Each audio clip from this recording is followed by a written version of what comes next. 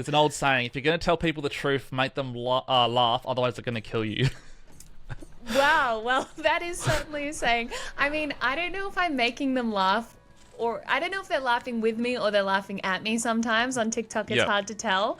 But it's good fun. And yeah, I really enjoy just reaching a whole new audience that conservatives and liberals just generally don't reach at all. So yeah, it's been a fun journey. Yeah, it's in the culture. It's called rage baiting, and you seem to be quite good at it. And I Not guess I don't know. intentionally. Oh, okay, so it's not intentional. I was wondering, do you watch political commentators from America like Hassan Piker or Asmongold or those people, and like have you learnt from them, or is it just something that's innate in you and you're just doing?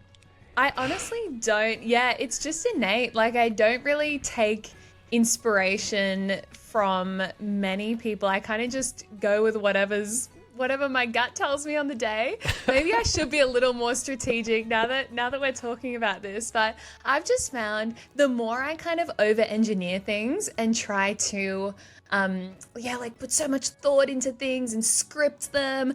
Those are generally the TikToks that get like 400 views. And then when I just grab my phone and film something, it'll get like 500,000. So I don't know. I just sort of go with whatever's happening on the day, and yeah, leave the rest up to the algorithms or the Chinese Communist Party. That's so funny. So you're a natural rage baiter. I love it. Which is a good thing, because many people struggle with it. It's quite nuanced. You got to have a classic style of finesse when you do it, because if you overdo it, it can look cringe. But you seem to have a good grasp of it, which is good. I'm glad you think so. Thank you. What about school? Were you known at school as a rage baiter? Like, did you ever get into political debates at school as well, or was it something that came later in life? Definitely. It definitely started at school, actually. This is a bit into my story, so we might talk about this later on, but I kind of got radicalized politically when I was around 14 and just got into reading economics, philosophy, politics, history, and that really just opened my eyes. It was like the whole world just expanded before me, and it was incredible. But then, funnily enough, wanting to chat about free markets and Austrian economics does not make you very cool in the playground. And so when I was surrounded by my 15-year-old girlfriends wanting to chat about boys and lip gloss and perfumes, I felt a little out of place. So I quickly realized that, you're never going to be cool, but being cool, who cares really?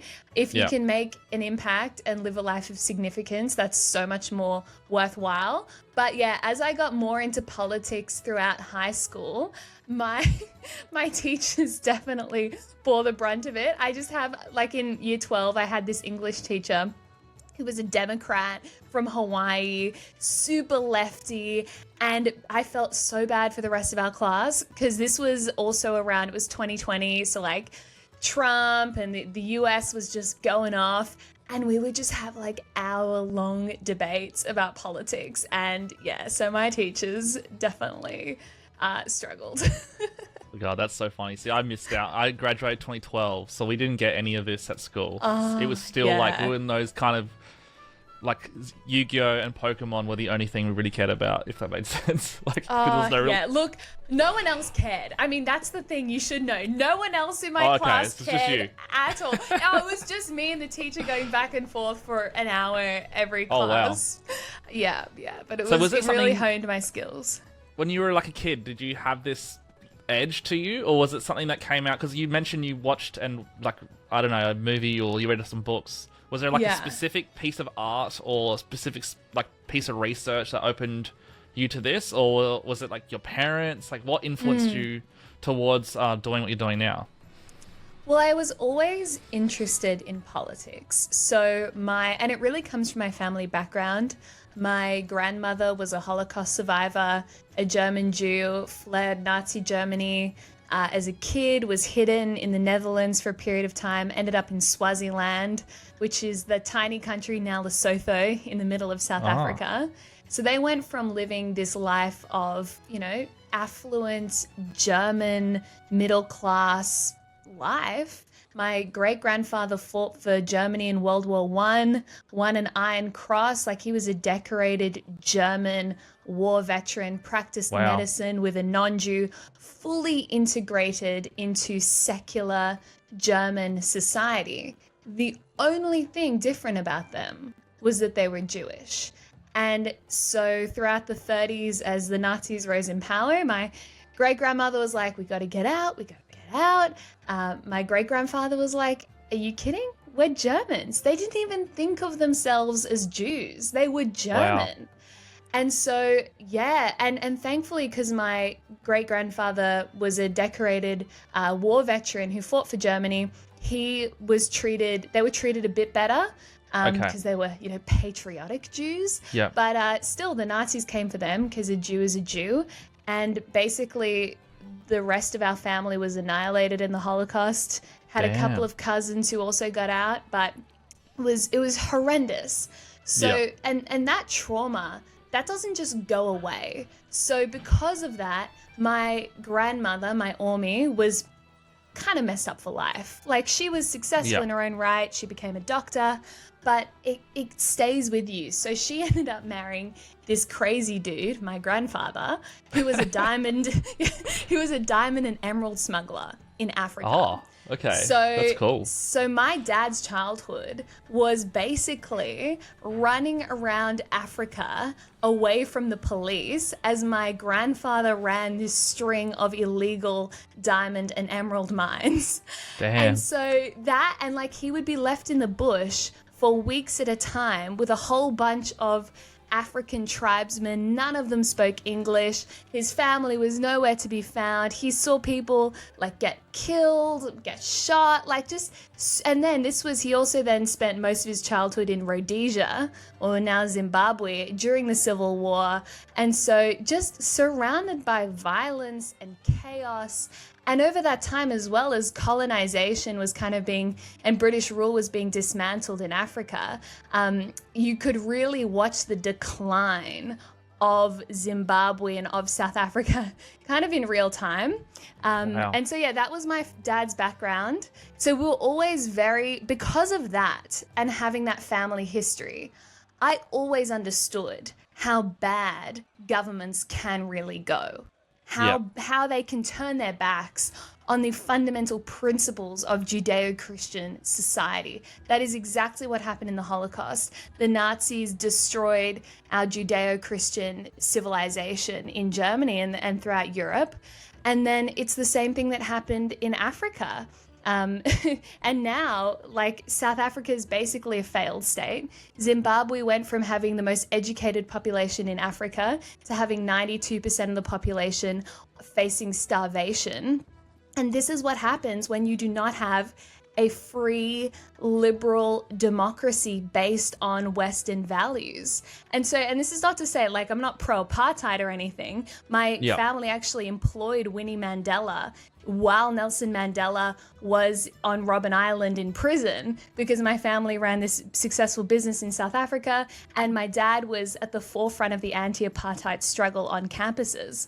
But by chucking out apartheid, the thing they replaced it with was almost just as bad. It's still all about identity politics. It's still about the color of your skin, except now it's just about lifting up Black Africans and pushing down white Africans, when actually we should be colorblind. So that's the context that I grew up in, with all this crazy family, just full on seeing the extremes of humanity and human evil, but also the role that governments can play in destroying lives, or on the other hand, lifting them up. So that's why I was always interested in politics. And then my dad also until very recently, has run churches all my life. So yes, he's Jewish, along the way became a Christian. Another crazy story, my uncle converted to Islam. So in my family, have my uncle. So my family is Jewish. My dad became a Christian. So we're Christian and Jewish. And then my uncle became a Muslim. So you're watching too much Andrew Tate. I know. Well, no, he became a Muslim before it was cool on the internet to be Muslim. Okay, cool. So so anyway, that's kind of my story. And wow. Growing up in that, you just go, wow, this really matters. People often think politics doesn't affect them, but my whole story and my whole family's history has just been politics and government can really make or break people's lives. Yeah, so you were basically forged in the fire of so many different dimensions coming together. It's almost like you're like an Avengers character of politics. Wow, no, but I think that's true. And the luxury we have in Australia is that we are a remarkable country because we inherited the best of Britain and of America. And we never had to have a revolution. We never had to have civil war or any of these other struggles. We've never had a totalitarian government. We've always been grounded in Anglo-Judeo-Christian principles. But on the other hand, the danger with that is that we don't know what we're fighting for because we've never seen what happens when you lose that. And that's what I'm really worried about now. Okay. So there's a lot to unpack there because there's so many ways I want to go right now because I've got I think I can learn from you in a few ways. One, the Jewish Christian thing. I really want to ask about that and how you deal with that because like just like you, I also have a crazy family history. Like, I've got a Greek background, so we dealt with the Ottoman genocide and you know Ottoman rule for a very long time. So I can kind of relate, but you know, in a way to what it's like. Like my great grandfather was decapitated in front of his entire family, kind of situation. Wow. You know, like so there's a dark history in my past, and like most people actually, I think most people have. Their family have been through a lot, but having that Greek background, it's very passionate. I'm sure you probably know some Greeks. They're very passionate people. They're very loud people, and they're very divisive people. Let's just say they like to a bit contrarian. Let's just say. So I wanna touch on that as well in terms of how you deal with the Islamic, Jewish, and Christian triangle, and the kind of holy spiritual war happening between those three different concepts because they all clash and also go together at the same time in this weird way. By the way, I'm not doing the Illuminati sign, guys. Just chill out, please. And but before we get to that, I kind of want to touch on how you got involved in politics moving forward. So you were forged in fire. You were always around politics. You were a bit different, let's say, in a good way, to the rest of the kids. And then how did you first enter? Like, when was the moment you're like, oh, you know what? I want to like be part of the Menzies, or I want to run. I know you ran for a state seat, right? Yeah. I want to run for a state seat. How did that happen? So I always had conservative instincts growing up in the family that I did. When I was 14, I went on exchange to Reunion Island, which is this tiny French-speaking island between Madagascar and Mauritius. I went there by myself for 6 months. And halfway through it was cyclone season, and they get terrible tropical cyclones because of where they are. And we were basically in think COVID-style lockdown for 3 weeks. And I was just watching Netflix, I was watching YouTube's, doing whatever 14-year-old girls do. And I just had this moment where I was like, what am I doing? What am I doing? This is such a waste of the one life I have been given. And so I thought, okay, I need to do something productive. So I opened up my dad's Kindle library on my phone, and the first book I stumbled across was Friedrich Hayek's The Road to Serfdom. And from there, I just got super into politics, and that's how I got radicalized intellectually. But I still didn't take action practically. It took me about another 2 years till I was 16, and then I watched a documentary about Margaret Thatcher.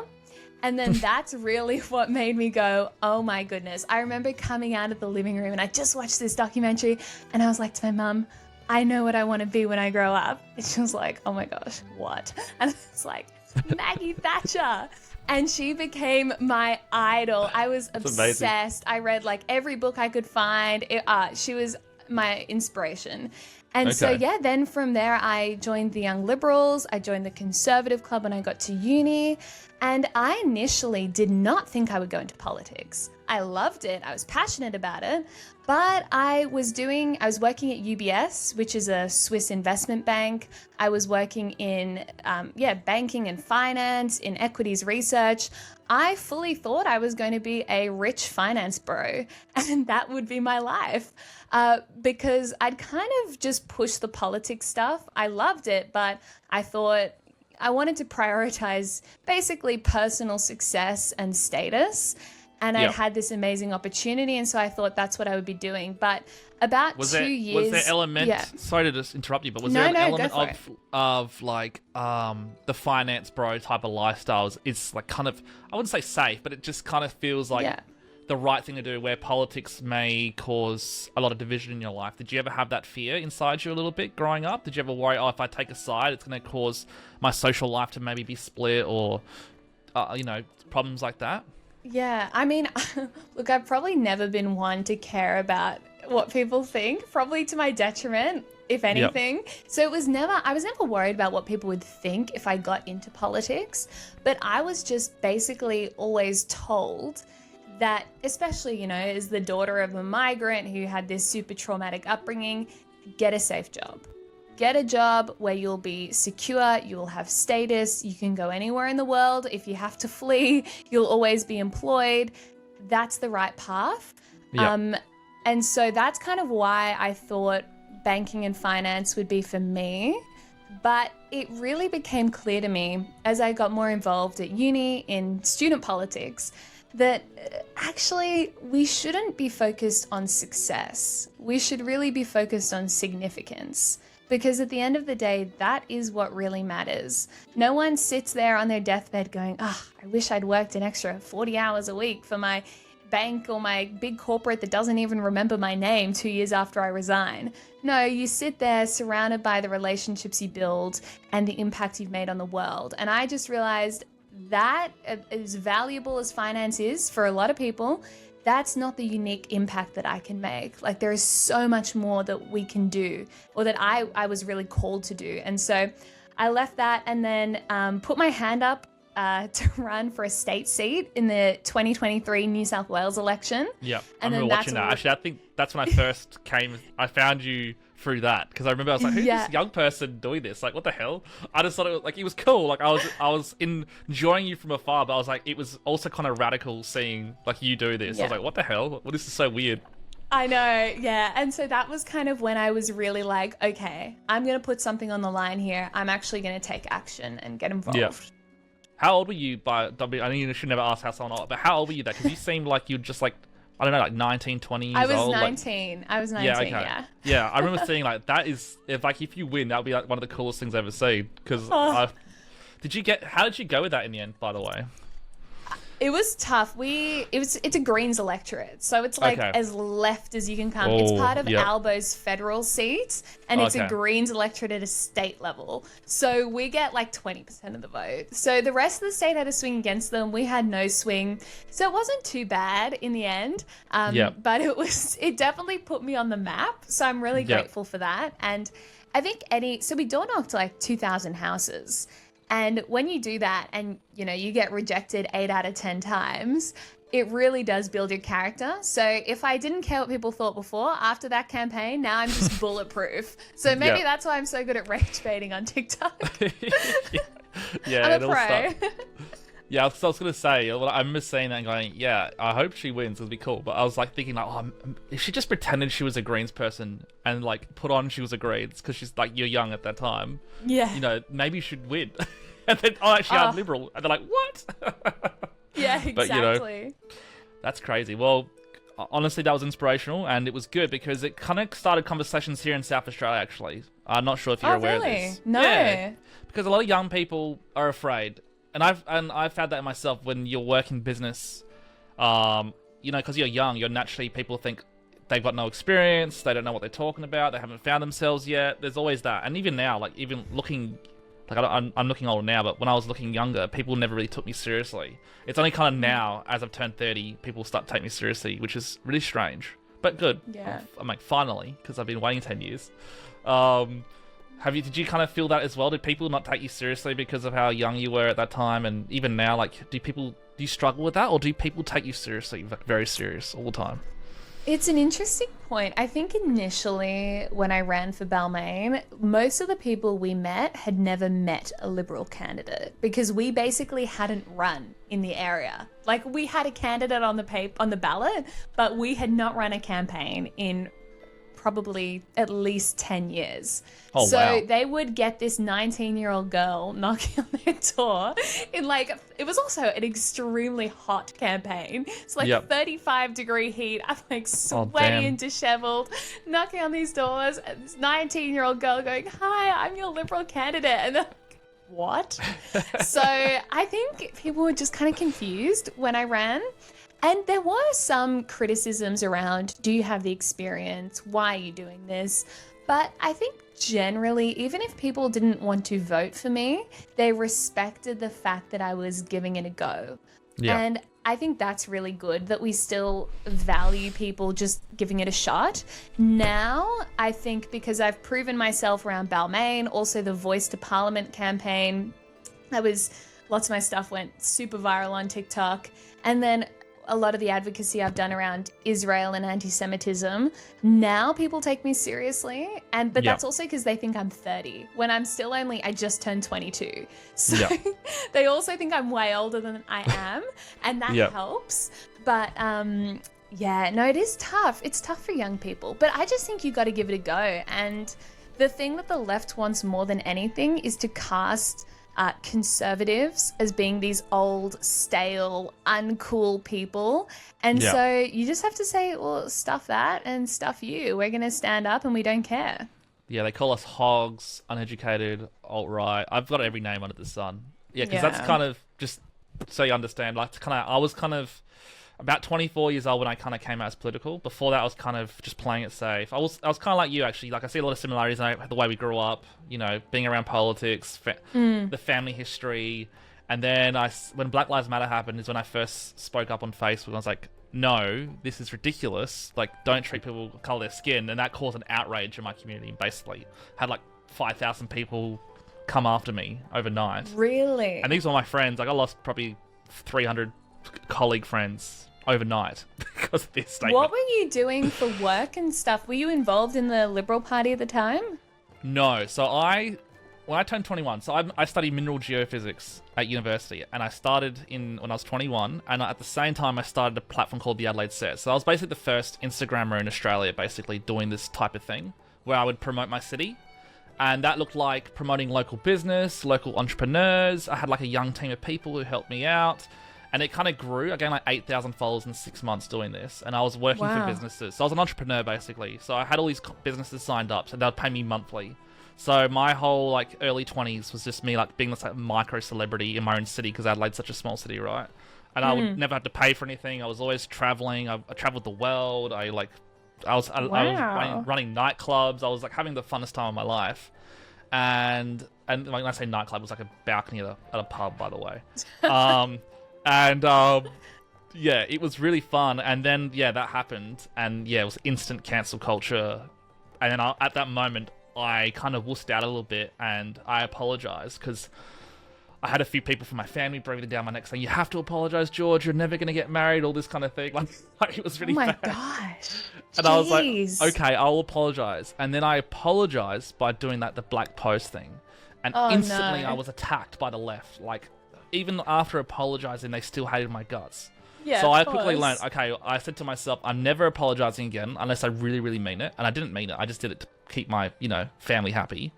Yeah. I never meant it, but I did it. And I got attacked even harder. So from that moment onwards, I said, if this ever happens to me again, I'm going to swing harder than anyone could ever swing. And I'm going to protect myself no matter what, because these people don't care about an apology. These people just want to hurt you, is what I told myself. Yeah. They're just unhinged and they want to hurt you. And because that was the experience I had. Like, these people were really, really... I mean, you've experienced it online, right? You've seen it yourself, what it's like. And then a year or two later, I got into another cancellation where I was on national news, because I compared the COVID mandates to abortion on my platform. And this journalist wrote an article about me on news.com, and that was the second cancellation. But this time, I went out swinging. I told them basically all to get stuffed. And I gained power in that moment. I realized, and my followers kind of galvanized around me, going, George stood up for himself. He believes in himself. And then it kind of changed my whole outlook. Okay, it's like, if you believe something, believe in it and go for it. So kind of, I don't think you've ever apologized, though, from watching your content. You've kind of just always been, no, this is who I am. and like get stuff right. I've never. I just don't care. Like, people will make these TikToks about me that get literally hundreds of thousands of views. And I just watch them and I'm like, I love that they know who I am and I have no idea what their name even is. Like, that's it, right? These crazy lefties exert so much energy trying to destroy us, but we don't even know they exist. And that is the most liberating thing, because it's like, well, I really just don't care. And then as a Christian, it's like, my reward is in heaven. So I really do not care what you say or do to me. I'm sure people have said worse and done worse. And then you just go, there are people around the world getting beheaded for their faith, getting persecuted, getting, having all sorts of horrible things being done to them. Who am I to worry about what some crazy people on TikTok think? And that's once you have that mindset shift, like you experience, you just take the power back and you go, I will not be intimidated. I will not be silenced. Yeah. And that's kind of where I'm at now as well. It's because I'm an Orthodox Christian, but I was very esoteric for a bit. So I was a bit of an occultist for a bit. It was weird. It's hard to explain. Grew up Orthodox, when I became atheist, had a miracle moment where I basically did this prayer and I dealt with this health issue, and the prayer seemed to just overcome this health issue I had. And then, now with my relationship with God, I'm kind of like, okay, well, what really matters is my relationship with God, nothing else. Like, I could die for this cause. Like, that's more important than, like, what some people think of me that don't even know me. Like, what am I doing for my community, for my people, for the people I love and care about? So that kind of... But it's also a scary place to be because not many people think like that. There's a lot, especially our younger generation. I'm not sure if you find this, but have you noticed a lot of young people are quite nihilistic and almost atheistic? Like they don't have any sort of belief system? I think that's right. And I think the kind of narrative we've been told is, religion is so over, it's so irrelevant. We don't need God anymore. We have ourselves. Like, we have become God. And so you just do you, live your best life, and you'll be happy. But the thing is, it doesn't actually work. If it worked, why are 36% of young people experiencing a mental health disorder in the last year in Australia? 36%. That does not scream of a generation that understands their purpose and has meaning in life. Because they've removed God. Like, we have no transcendent meaning anymore. And we're disconnected from our families. So a lot of people are growing up in broken homes. They're atomized and disconnected from their communities because we've grown up online and not going to church, not being in groups, community groups or clubs or anything like that. And we're disenfranchised and we almost feel disdain towards our country now as well because of the narrative that's shoved down our throat from literally preschool till all the way through to university that Australia sucks, we're built on stolen land, colonization is evil, we're all a product of this evil original sin that is Australia. And so I just think that leaves young people. And then on top of that, our economy is objectively worse for young people today than it basically ever has been. Yeah. So I think that does leave people with just this overwhelming sense of nothingness. What is the point? Where do you find meaning in that? And so I'm super grateful that I grew up in a Christian household with a strong sense of God. But I think I really feel very sad for our generation who haven't had that. And so I think there's a real possibility, I think you're seeing this in the US as well, especially around Trump's election. There has been a real revival in faith and in Christian influences changing the culture. And in turn, that changes the political dynamics as well. So it'll be interesting to see how much that actually translates in Australia as well. Yeah, I can bring up. I'll put my hand here. So over here you'll see a graph, guys. But there's this fascinating graph I saw that America is 70% are certain of God's existence in America. So it's actually out of all the nations in the world, I think America is number one for certainty of God. And then it's like places like Greece, Georgia, and all of Europe's basically fallen. Even Italy, which is supposed to be the Catholic, is completely. It's like 20%. So it's really low.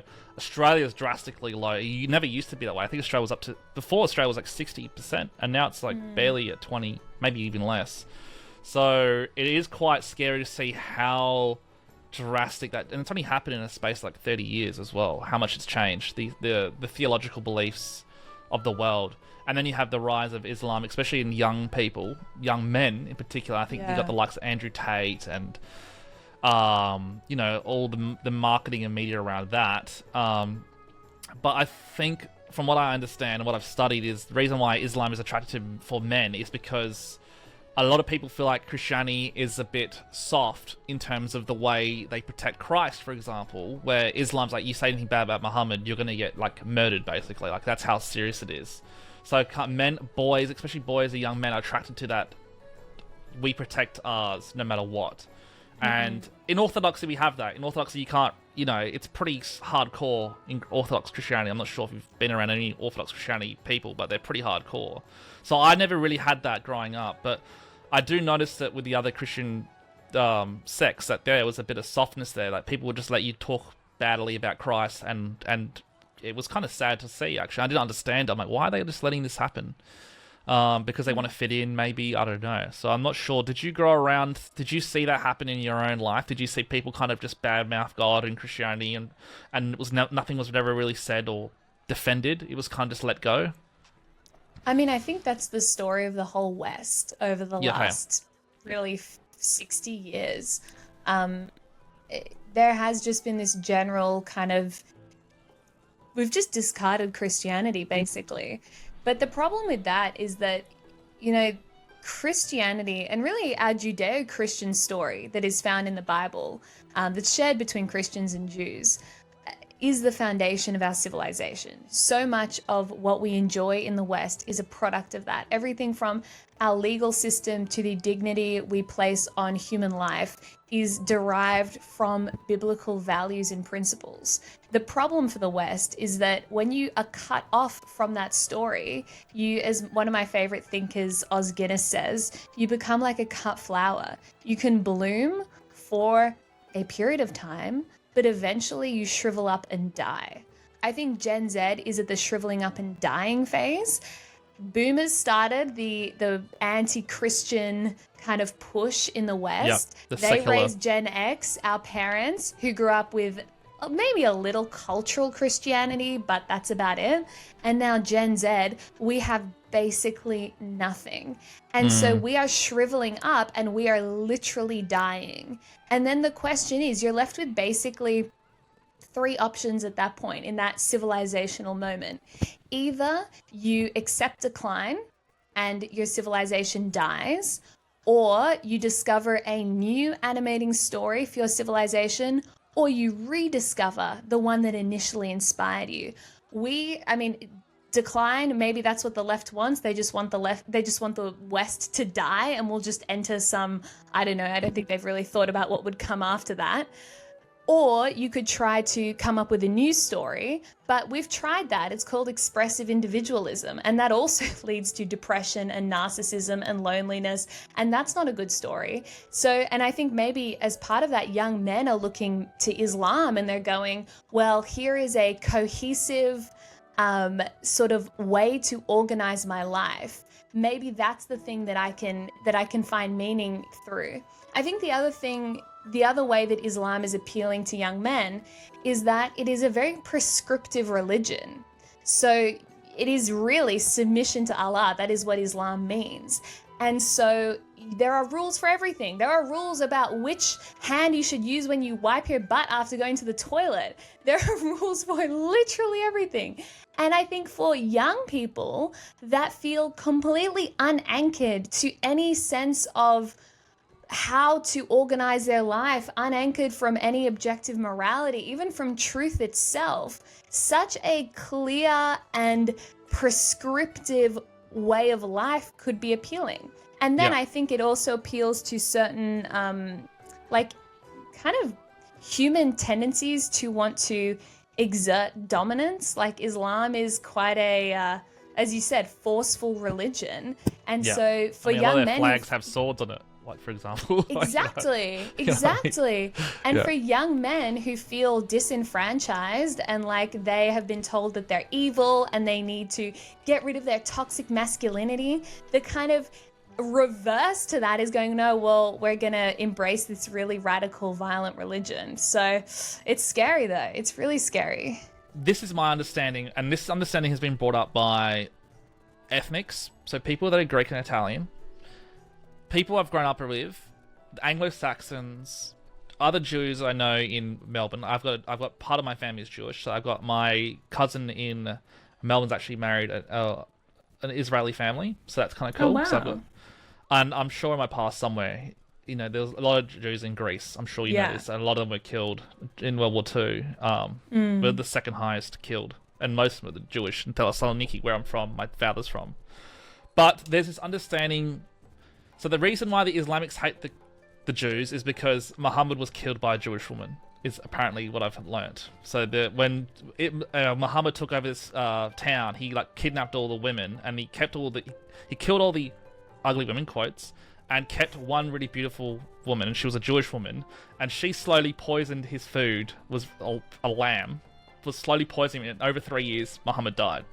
So that's where their hatred comes from, apparently. And then in Christianity, there's also this thing I've been told about, obviously the Pharisees and like what they thought Christ was like a false prophet, and so that there's like this internal Christian versus Jew thing that being Jew is not a real thing because Christ has come, and once Christ has come, everything else, like we are all children of God, if that makes sense. Like we all become part of that. We are all the people of God now because of Christianity and like because of Christ. So how do you like? And I struggle with this when people ask me what I think, and if I have Islamic friends or Christian friends or Jewish friends ask me about this triangle, I struggle with the answer. Like, how can we all get along when there's so much conflict in terms of ideology? Fundamentally, how do we actually get along? Yeah. It's a big question, I'm sorry. It is, but... no, it's a great question though. I mean, so I think your kind of basic analysis is pretty much correct. In Islam, in the Quran, it does mention Jews a number of times and Israel, and basically the way Hamas today, for example, sees the conflict, it's that land, having a Jewish state in the land of Israel, is offensive to Allah, to the Muslim God. And so they have to clear the land of Jews and conquer that, reestablish that as a Muslim land. And in the final days, there are all these passages, you know, a Jew will be behind you and you'll have to kill them, all this sort of stuff. So basically, they see it as the Jews are kind of a barrier to Islamic domination in the Middle East. Yep. And so they need to be annihilated as a result. That's how kind of Hamas views things. Christianity is interesting because it has also been a very interesting sort of spreader of anti-Semitism throughout the ages. You know, in the medieval ages, the Spanish Inquisition, there are plenty of examples. Even in the Holocaust, you know, the vast majority of Germans were Christian. Yeah. Yet the Holocaust occurred. Imagine if all of those Christians actually stood up and stood for the Jewish people. They probably could have stopped the rise of Hitler. But they didn't. They were complacent. There were a lot of righteous Christians who are honored now as righteous among the nations, but still, there were a whole lot more that did absolutely nothing. So the church has an interesting history and relationship with the Jewish people. I think a lot of it stems back to this false teaching in Christianity, which is called replacement theology, which basically says, the Jews were God's chosen people in the Old Testament. Jesus has come. Jesus has fulfilled, completed, made irrelevant all of the Old Testament. We are now all God's chosen people. Therefore, the Jews have no ongoing role in God's plan. They are just like everyone else. But not only are they like everyone else, they're worse than everyone else because they rejected Jesus. And then, as the Catholics have taught up until about the 60s, the Jews killed Jesus. Yeah. So that's the anti-Semitic theology that's controlled a lot of the church. And that is completely false. for a number of reasons. I don't know if you want to get into the theology No, I do. of anti-Semitism. I really do, because I've never heard this before. Like, what you're saying to me is the okay. first time I hear. So yeah, I think this is important because we have a No lot of, way. it's not just Italians, like Greeks. Like like in the Greek community, it might just be where I came from, right? Because I don't know about the rest of the Greeks, but we've been like almost told, and I guess media plays a part in it. Maybe it is like Catholic sentiment as well, but we've been taught that the Pharisees, like Christ was killed by the Jews, not the Romans. Wow. The Romans just did the execution. And this is not just me, by the way. There's a lot of people who have been trained this, like been taught this. And that like that is completely blasphemous. Yeah, like see, the fact that is a teaching is just insane. No, sorry, go on. This is the problem with the church. Yeah, so I've never heard. You're the first person in my life to ever say this to me, by the way. Oh my gosh. Yeah. So this is.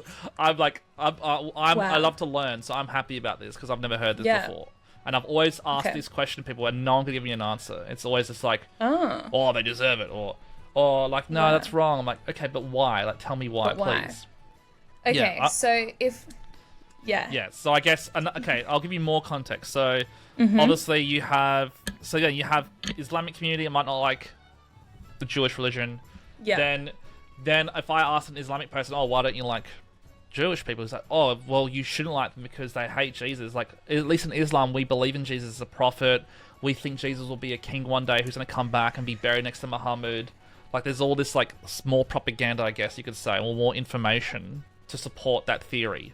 So it all builds this anti-Semitism movement. So I think there's a lot of unanswered questions, and that could be a huge reason why there's such an anti-Semitic movement. Yeah. And it's not just that. Then you have all the Rothschild stuff that comes into it. There's all these theories and conspiracies that have been built over 100 years, right? All kind of compounding, and then you have this recent thing, and I'm sure you've experienced it with the rise of anti-Semitism on like a mass level that we've never seen since probably World War II. Totally. So there's lots of unanswered questions, and no one knows. Like, I don't think the general public of Australia even cares or knows. So this is why I'm asking you. I think that's such a good question to ask. So the first thing, did the Jews kill Jesus? Absolutely not. Jesus says in the Bible, nobody took my life, I laid down my own life. The whole principle of the gospel is that God sent his only son to die on the cross, to forgive our sins, to be the ultimate sacrifice. Like he is the ultimate atonement for our sins. He died, the perfect lamb, the Lamb of God, so that we may be made right with God. If the Jews had killed Jesus and he did not freely give his own life, how does the gospel message still stand? How was he still the ultimate sacrifice? How was that an act of love from God? It wasn't. If it was just the Jews who killed Jesus, then how could he have been the ultimate sacrifice? Because a sacrifice is something you lay down voluntarily. If it wasn't voluntary and it was the Jews, then that basically just negates the entire point of the gospel. The entire point is that he laid down his own life. And if the Jews hadn't been there, and also, okay, so that's the first point. The Jews could not have killed Jesus because one, he says he freely laid down his own life. And two, if he did not voluntarily lay down his own life, then he could not have been the Messiah. That is impossible. Yeah. So that's the first thing. The second thing is that Jesus himself was Jewish. Jesus was a Jew. His mother was a Jew. God has worked through the Jewish people to reveal himself to the world. He describes in the Bible, God describes the Jewish people as the apple of his eye. And even in the New Testament, Paul, in his letters to the Romans, this is what they were grappling with at the time. How do we integrate Jewish people and Gentiles into the church together? And so they were having these exact same conversations in the book of Romans. And he's very clear. To the Jew, I'm like a Jew. To the Gentiles, I'm a Gentile. We're all made one in Christ, but you don't lose your Jewishness. And you can be a Jew and believe Jesus is the Messiah.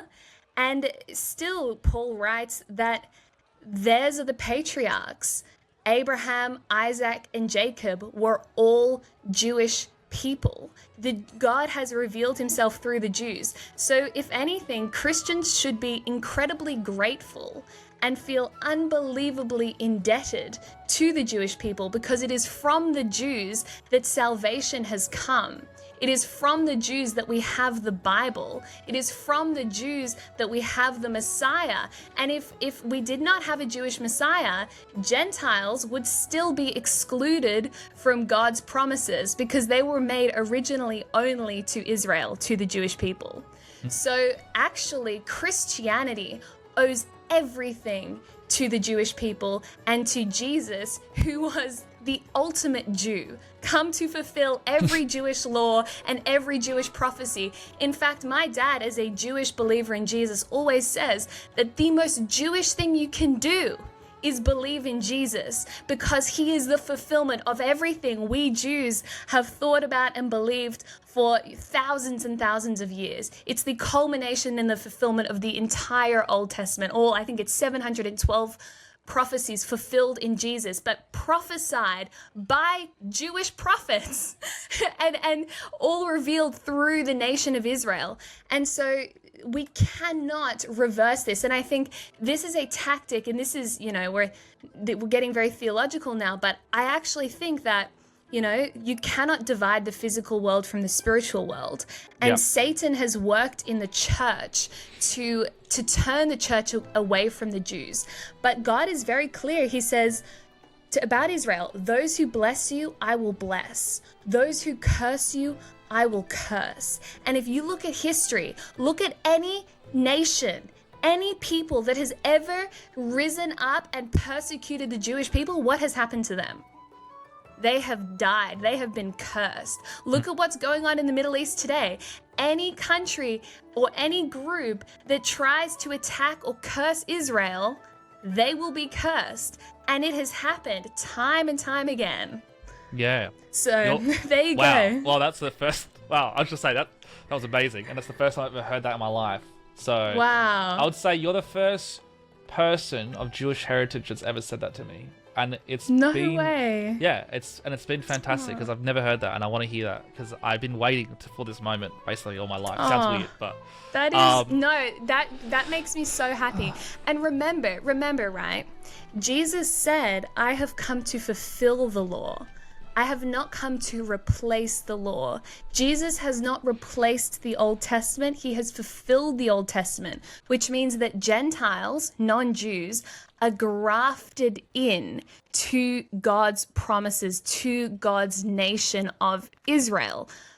But Israel, the Jews, they have not been supplanted by this. It's that Gentiles have come into this blessing. The Jews have not been excluded from it. And then also the other thing to remember is that in the Old Testament, God says it's really interesting if you go back and read it. To Abraham, he makes an everlasting covenant. He says, "I'm making this everlasting covenant to you and your descendants to give you 1, land, 2, nation, and 3, blessings." 3 things: land, nation, and blessings. What do we see when we look around the world today? Miraculously, the land of Israel has been restored to the Jewish people. That should not have been possible. The Jews are the most persecuted people on earth for the last 2,000 years. And then miraculously, this state of Israel in the land that God promised to the Jewish people arises. So God has kept his promise when he said, "I will give you land." Nation, there are basically the same number of Jews today as there were in biblical times. Around 15 to 17 million. And in the Bible, God says, "I won't increase your numbers." So he has kept his promise to keep the Jewish nation alive and together. So that's the second promise he's kept. And then 3, blessings. Look how the Jews have blessed the world. Look at everything they've given us, the number of Nobel Prize winners, the number of innovators, of incredible people. And then for Christians, the biggest blessing that the Jews have given the world is Jesus. Because through Jesus, we are now grafted in to those promises and those blessings that God has made to the Jewish people. So I actually think, unless you truly understand God and his promises to the Jewish people, you can't really understand Christianity as a whole. Because the greatest, and I can say this especially as someone of Jewish descent, the greatest proof of God's existence is the fact that the Jewish people still exist today. The greatest proof, because they should not. And the fact that all those 3 promises made to Abraham, land, nation, and blessings, have been kept for 3,000 years is the greatest testament to God's faithfulness and God's existence. So when Christians try to erase or minimize the role of the Jewish people in God's promise, what they're actually doing is they're minimizing God, and they're actually removing this whole aspect of the world that proves God's existence. And I think that is a classic tactic from Satan, to be perfectly honest, and it's trying to deceive us and make us think that the Jews are nothing. Because if you understand what God has done for the Jewish people, you will know that there cannot be there's no world in which God doesn't exist, because the fact of the Jewish people's existence is honestly miraculous. So yeah, that's a bit of a rant for you. I'm sorry about that. No, that's perfect, because I'll say this. You're the first person I've ever heard say this, and it's very important for my development as well, because, and I want to explore this even further, because I have questions that they might be a little bit tough, but I think there'll be hundreds of thousands of people like me who need to hear this, and probably have never heard this before, because I have been brought up in the culture of, like it's like that, I don't know how to describe it. The culture of conspiracy, right? The internet, the YouTube, the conspiracy kind of, it's entrenched in our culture. So I've been told, oh, the Rothschilds control this. This is all, like this is what you get taught. And it's not, and at schools, like it starts at school and it kind of spreads through school, right? So it wasn't just like, it's everyone that kind of have heard these stories. And hearing you describe Christ the way you did, as someone with Jewish heritage, I've never heard that before, so that's pretty fascinating. Jesus was Jewish, not Palestinian. He was Jewish. He celebrated all the Jewish holidays. He worshipped, he prayed, he preached in synagogues. Synagogues. Jesus, all his disciples were Jewish. The early church was Jewish. Christianity is a Jewish religion. Yep. There we go. So, I guess my tough question is, what I've heard... this is what some would say to me. Oh, what about the Torah? And this could be misinformation. I don't know, because I haven't studied the Torah enough. They say, the Torah, there's a part where Christ is described to be a sorcerer who's burning in his own shit and piss, basically, is what is mentioned. And I take this is how I took it. It's like, look, there's always 2 sides. I'm sure there's Jewish people out there who don't like Christians, and there's Christian people who don't like Jews, right? There's always 2 groups. There's never like all the Jews love Christians and all the Christians love Jews. There's always going to be the black and white, right? There's always going to be us versus them mentality in every religion. I'm sure there's Islamics who hate Christians. Like, for example, the Greeks. Like, I grew up hating Turkish people. The only reason I stopped hating Turkish people was because I met a Turkish taxi driver and had this fantastic conversation, and it like changed my life, because I was like, oh my god, because I was brought up, the Ottomans hate you. Ottomans killed your great-grandfather. The Ottomans had you under slavery. They raped and killed all the women. Like, so like growing up with that, you're like, damn, I hate Turkish people. What the hell? What was that about? Why did they do that to us for? I'm sure you've probably felt similar experiences with Germans. I don't know, maybe. So yeah, I got told about the Torah, and I've been like, the Torah says like these horrible things about Christ. Do you know about this stuff? Is this stuff true? Yes. Or okay? So let me give you a bit. So there's, firstly, that question operates from a poor premise, because the Torah, so you have to get the terms right. The Tanakh is the first 4 books of the Bible. Genesis, I believe. Then the Torah is actually the law. So that's like the laws of the Old Testament. And then the Talmud is what came about after Christ's crucifixion, when Jews were exiled from the land. What happened by the Romans in the 1st century AD or whatever it was, they then started to develop a new kind of form of Judaism, which is called Talmudic Judaism. And that's basically where you have a whole bunch of scholars who then have written about kind of their interpretations of the law, how you could possibly operate the law outside of the land of Israel, because now they've been exiled. And so that is the Talmud. Okay. The Torah does not speak in that way because the Torah is the Old Testament of the Bible. So that's so it's false. the Talmud that I'm hearing those quotes from. I don't know specifically in the Talmud where it may have said that, but remember the Talmud is just a bunch of opinions from Jewish scholars. Okay. I can find Christian scholars that say a bunch of crazy stuff. I can find Islamic scholars that say crazy stuff. Okay. So is that a doctrine? Do Jewish people hate Jesus? I mean, lots of the world hates Jesus. That's the whole point. Lots of people reject Jesus every single West day. and East, From every background. So the Jews are not unique in that sense. And a lot of Jewish people love Jesus and love Christians. And if you look today in the Middle East especially, pretty much the only country I would be comfortable to live in as a Christian is Israel, surrounded by Jews in the only Jewish state. So I think that is a very distorted view of Judaism. It's not in the actual Bible, in the actual Jewish Bible, which is the Old Testament. It may be in some sort of Jewish scholars in the Talmud, but certainly today I know that, I think you'd only want to live in Israel if you're a Christian. So that tells you all you need to know, basically. So what I'm hearing is, look, there might be some sect of any religion. There's always sects. There's always extremists of any religion who will have extremist views. So just because they exist doesn't mean the rest of the Jewish people feel that way about Christ.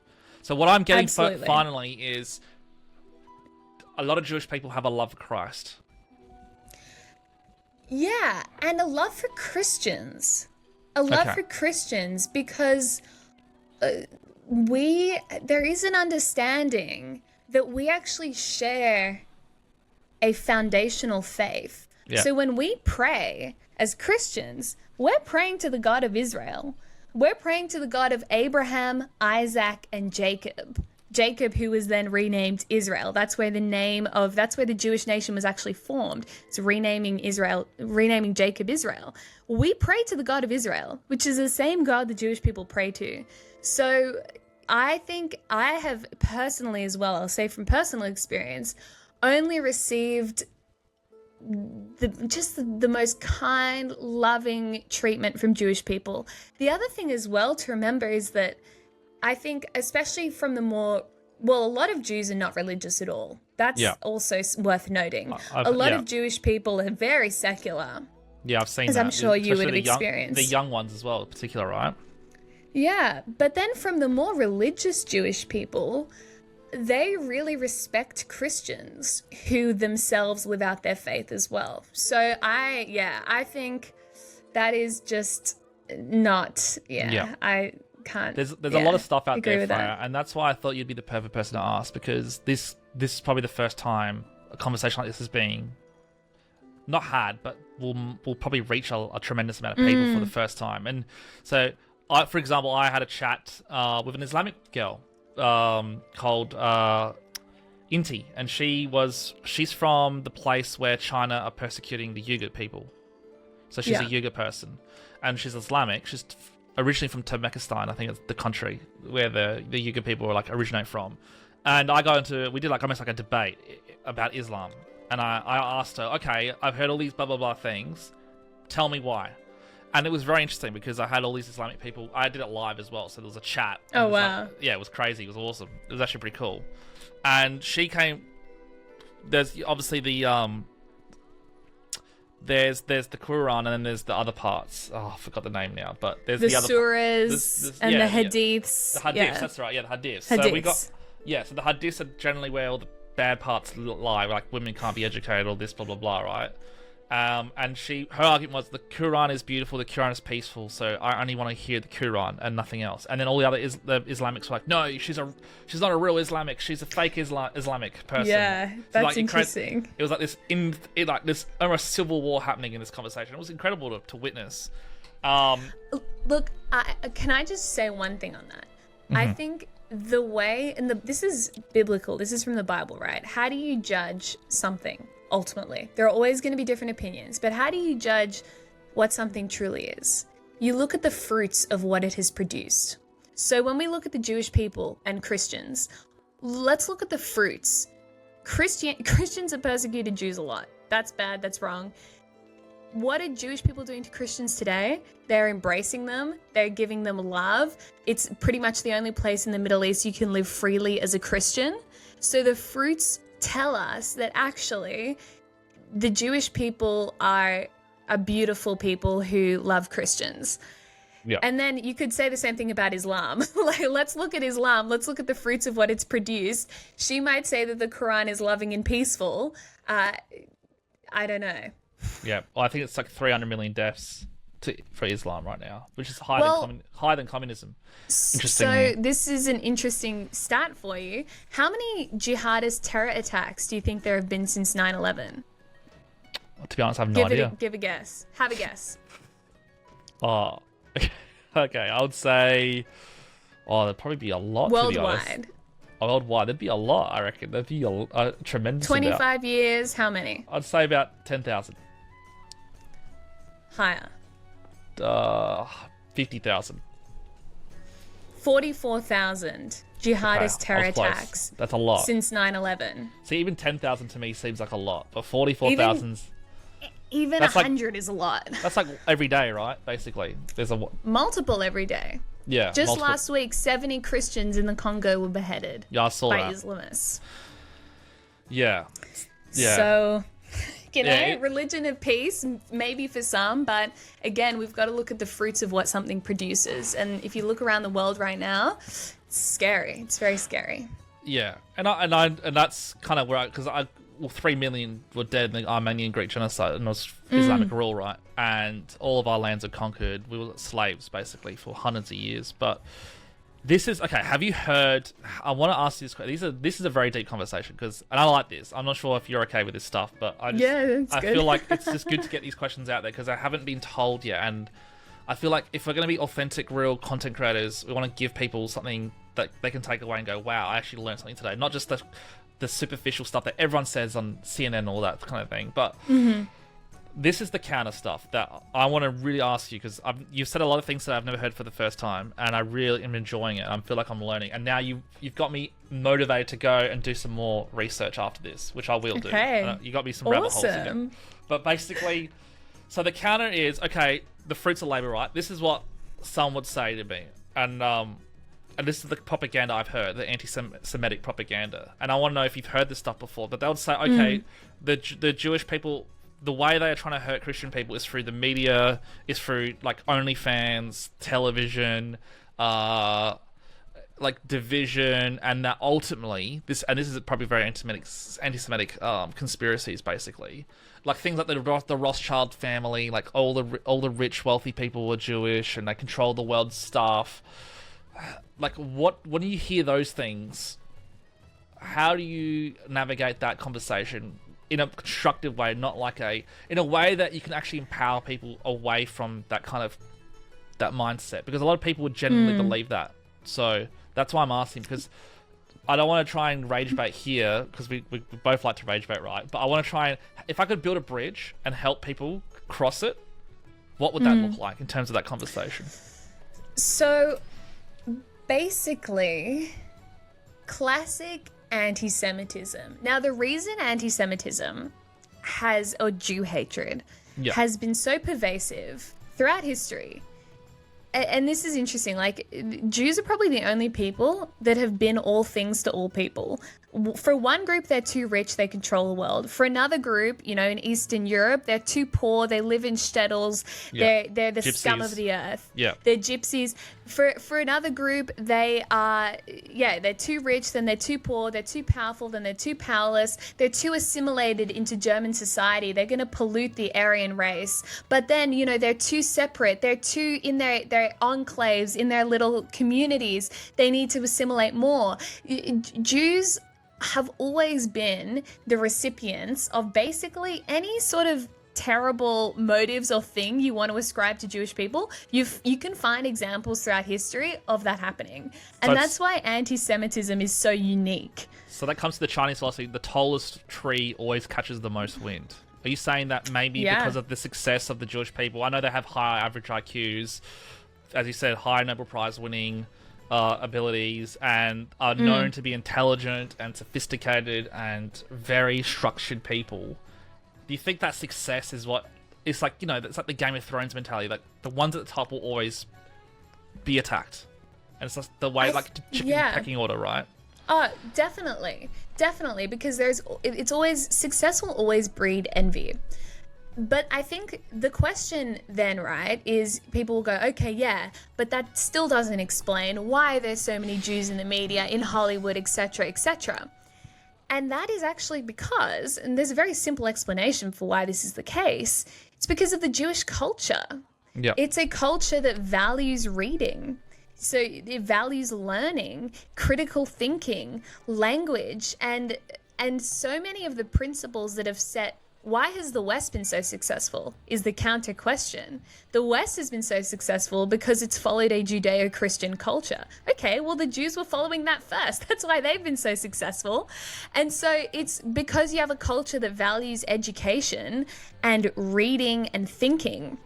There's actually an interesting study that was done. They looked at Jews. So when Jewish migrants first came out from Eastern Europe to the US, in the early 1900s, their IQ was measuring the same as poor people in the Appalachian Mountains. Okay, they did not have a significantly higher IQ. After a couple decades, around like 50 years, I think, they were significantly higher in terms of their IQ. But Wow. They started from the same. The Appalachians had a higher IQ when the Jews first came out from Eastern Europe. Wow. Why did that happen? Because the Jewish culture, it's when they see opportunity and there is access to education, we will take it because that is what we value as a people. So, and it's the same, like you can see this, the reason the Jewish people have been so successful in Australia, for example, despite a lot of us coming here with literally nothing. Frank Lowy, for example, came here as a Holocaust survivor with nothing. And now at 94 years old, he's a billionaire. How did that happen? Because Jewish people do not see themselves as victims. They see themselves as survivors who have been given the gift of life. And now we must take that opportunity that we've been given by God and use it to our full potential. Whereas a lot of other cultures, if they experience the same levels of persecution, they would resign themselves to victimhood. Like we see, in a lot of the Indigenous dialogue in Australia today. The Wow. Jewish people have done the opposite. And combine that with the values that are in the Bible. The 10 Commandments is the ultimate moral code for how to live your life. That you just have the recipe for an incredible culture and smart, driven, capable people. So it's very easily explainable when you actually understand Jewish culture. So what you're saying is haters gonna hate. Haters gonna hate. Exactly. Yeah. Exactly. Okay. No, that's cool because as I said, I love this stuff. You know what? It could be because there's not that many Jewish people in Adelaide that you kind of meet. I don't think I've ever met a Jewish person in Adelaide, and I know there's a lot more in Melbourne and Sydney and stuff. So you'd be able to get this type of education. See, I've missed this whole. This is a fantastic show. I'm glad it's being caught live because there's So a lot of good. anti-Semitic stuff happening across the world, especially online. And like I think some of the kind of right-wing influencers, especially post October 7, like Candace Owens, have just completely embraced this sort Dan of Bilzerian. anti-Semitic line. Yeah. And it's I just watched like his interview with Piers Morgan and I was like, whoa, that's intense. But you know what? You listen to Dan Bilzerian and you're like, I believe him. If you listen to that and the way he did it, it was almost world class in delivery. Because if you didn't know this stuff, you go, yeah, he's right. He's right. And you go, oh yeah, he's right. And that's kind of like why I think a conversation like this needs to be happened, because there needs to be counters to this. What's the most convincing argument you've heard from someone like that around the Jewish people? Okay. I would say it would start with the whole Hollywood thing. You're right. That the media is controlled by a certain sect of Jews, and that what I've heard that was kind of compelling was like, because... Okay, so actually, it would have first started with the Jews killed Christ. That would have been the first thing. And watching Jesus Christ Superstar as a kid, when the Pharisees are doing, have you watched Jesus Christ Superstar, the musical? I actually haven't, no. What? Oh my god, it's a classic. I don't know. Okay, you gotta see it, but it's probably very anti-Semitic if I think about it now. But there's probably a part where there's these priests, the Pharisees they're called, and they're like the Jewish Pharisees, whatever, back then. And they're wearing these like really like dark black robes, and they're all very evil and kind of have beards like mine, and they hate Jesus, and they're like singing songs about how much they hate Jesus. We're gonna kill him. We're gonna kill him, and like it's a musical, by the way. So you should watch this. You should definitely watch it when you get a chance. It's a classic.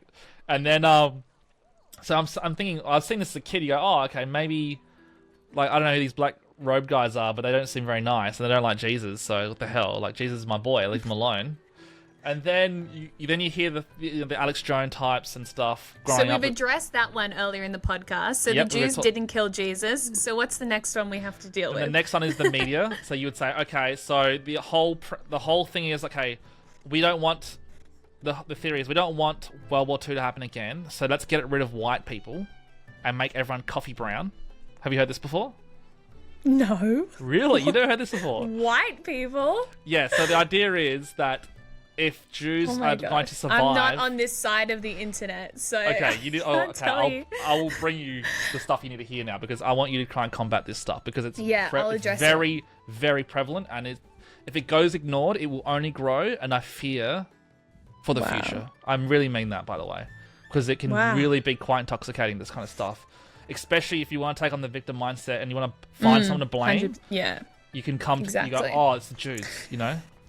So the Jews, everyone loves blaming the Jews. So yeah, and I think it goes back to the haters are going to hate, right? And you can see that in other aspects. But yeah, then there's like this theory that they want to get rid of white people because they want to make people indistinguishable. Like, sorry if I'm saying it incorrectly, but indistinguishable as in like you can't tell who the Jews are anymore because we all look like mixed. So and they can never be just killed again. Is like the top theory. So they do that through media, OnlyFans, mixed race stuff, and that will basically destroy all white people. So everyone's coffee color is the idea. That's the theory. Yeah. So this is perpetrated by people like Nick Fuentes. Maybe I don't know if Candace Owens has ever said this stuff. Maybe she has. But it is it is in popular culture, by the way, Fred. This isn't like some underground thing. This is like being told to millions of people. So this needs to be taken somewhat very seriously. Because if you don't... No, that's good. Yeah, and I'm surprised you haven't heard it before, because I haven't, no. I don't, like... Yeah, I'm not really on that side of the internet. But I mean, that's just... I don't even know where to begin. I mean, the first misconception around... I think the first problem with that argument... Well, no, I'm not saying you believe this, by the way. No, just to be clear. Well, I'm the kind of guy who will take in all ideas, marinate with them, and I'm not dogmatic to anything, but I'm an absorber. I just love knowledge. If I can learn from the most extremist right to the extremist left, I watch Hassan Pike. I don't agree with anything he says, but I watch him every day, religiously, right?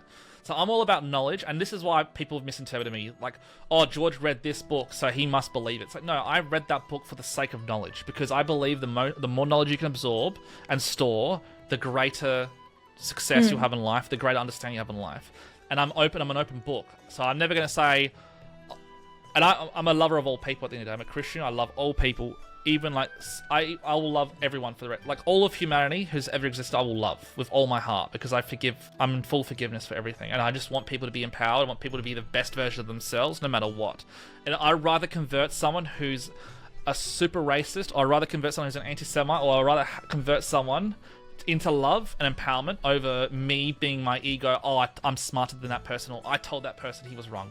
End of day. But don't get me wrong, I fall for the rage bait, and I like to stir things up as well. So I'm not perfect. Don't get me wrong. I'm not a perfect person. I make a lot of mistakes. But I understand that the art of war, which is a Chinese philosophy, and I love, like, even China, right? People say, oh, you shouldn't study China. I have a deep respect for it. It's a 6,000-year-old country who's been at top basically the whole time, whose history is so vast that anything you think could happen has happened in China. So I will respect them. I will study their history. I will learn their philosophy. I don't care what you say, because if we don't understand China, they will win this war. They will win and take over. That's how powerful these people are. So don't underestimate anyone. And I will never So if I hear any anti-Semitic stuff, and if I've watched anything or I've absorbed anything from people, I will take it all in, because then now I have the ability to give it to you, and then maybe you can do something about it as well, as long as together. We can do something about this, because the media want to make money, so they probably won't address these problems because they want to keep stirring the pot, because that's how they get clicks. It's a click economy at the end of the day. It's an attention economy. Real solutions to these problems, don't get clicks. I mean, I'm sure this will get clicks because people have never heard this stuff before. Maybe they hear it for the first time, because a lot of people are brought up thinking that Jews just hate Christ and that's it. That's how they're brought up. Yeah, it's crazy. So on that, conspiracy theory, do you have anything else? Otherwise, I'll jump into. No, I'll just say, yeah. Look, there's the media control. Like they say, OnlyFans was owned by a Jewish man, so they're trying to poison women into being to be promiscuous and to sell their bodies online, and that basically the main goal of Jewish society is to destroy the white person, basically, and make it all a mixed race human kind of thing. That's like the main theory behind the anti-Semitic chat. Yeah. That's what you're dealing with, right? Oh my god. Or we're dealing with, because I'm going to help. That's just unbelievable. So I guess the first thing is taking something that one person has done and then ascribing that to an entire group and saying that is what everyone in the group wants to do, is how you end up committing genocides. It really is. So saying one Jewish dude owns OnlyFans, therefore all Jews want to make women promiscuous and all this stuff and corrupt men, that is just so misguided. And we don't do that to any other racial group. No. I don't look at Germans and say, well, Hitler committed the Holocaust and your grandparents or your great-grandparents were probably Nazis. Therefore, every single German hates Jews, hates gay people, hates disabled people, hates Romanis, hates black people, any Gypsies. Minority, the gypsies, that the Nazis persecuted or committed genocide against. I don't do that, because you cannot ascribe to an entire group what one individual did.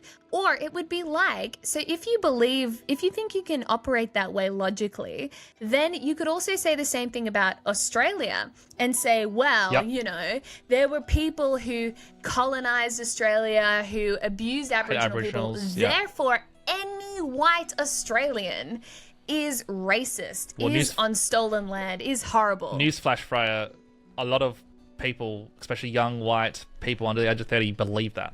A lot of people hate that they're white, they think we were the ones slaving up people. That's where it's at right now. Tearing down statues. I'm not sure if you've seen what's happening in Sydney, Melbourne. Statues are being desecrated. Blood paint on them. It's really bad. That's why you can't allow that form of thinking to win. You can't allow yourself to say, well, because one person has done this, the entire group thinks the same thing, or we can ascribe the same motives to everyone. Because that could also be used against us. And then it's no, we're not all racist just because there are some racist white people.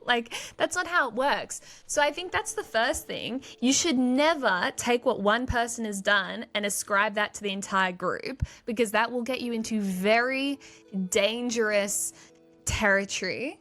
And the second thing is, that's I don't even know where to begin on the whole Jews hate white people thing, because it's so ridiculous. Yeah, so it stems out of the Holocaust. So the idea is that, if we can't be identified, then we can't be killed.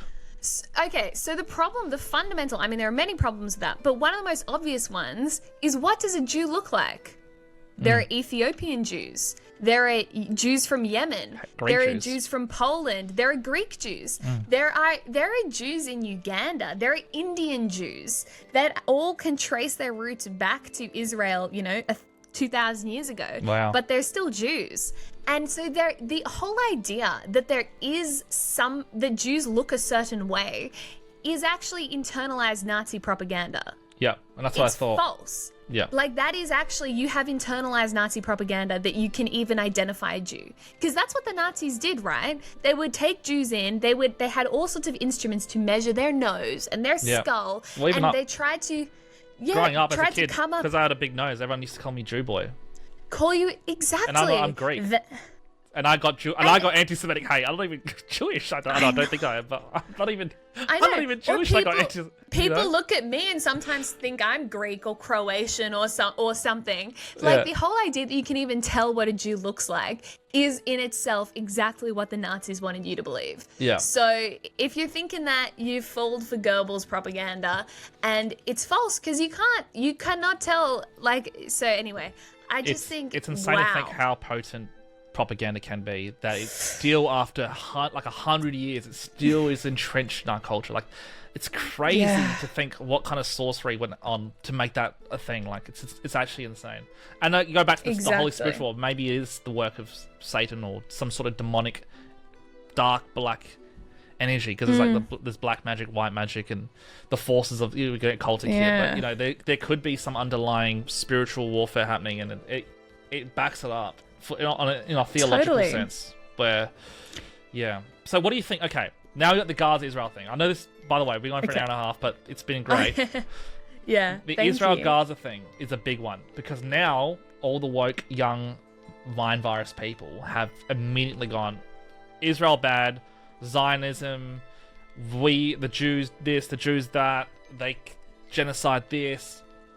What's his name? The prime minister of Netanyahu needs to go to jail as a war criminal. There's all these international law, like Hassan Piker will speak about this quite a bit. I'm not sure if you know who Hassan Piker is, but he's one of the largest. He is the largest left-leaning political commentator in the world, and he is very staunch against Israel.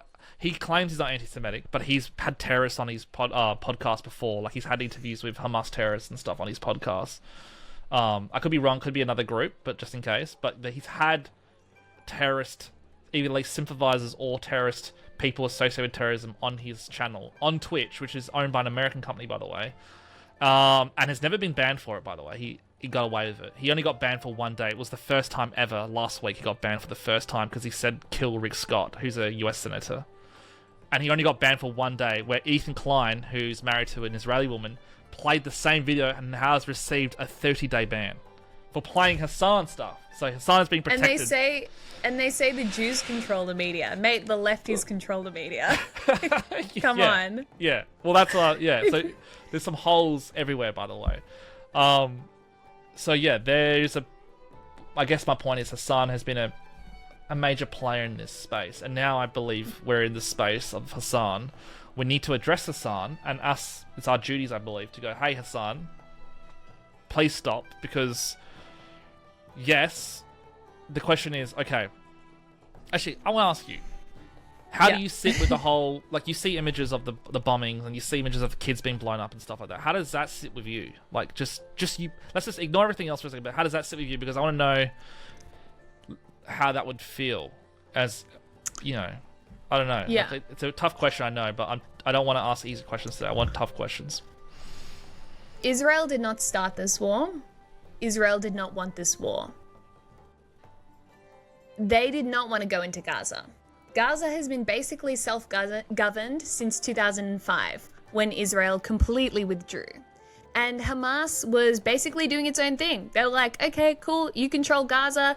PLO, they're in like sort of a power sharing arrangement in the West Bank. Israel controls the security. The PLO basically runs the internal affairs of the area. And that was kind of the status quo.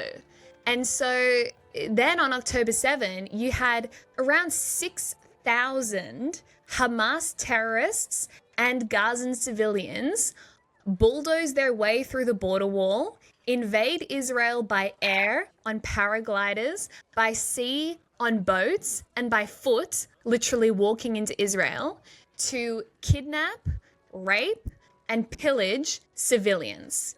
They had maps of all of the border communities, because those border communities where they invaded, a lot of them were working, because a lot of those areas were like the most hippie, the most pro-peace. They were like, we'll employ Gazans, give them economic opportunity. But what did they do? They turned around, they created maps of the neighborhood. So on October 7, Hamas knew exactly where the safe rooms were.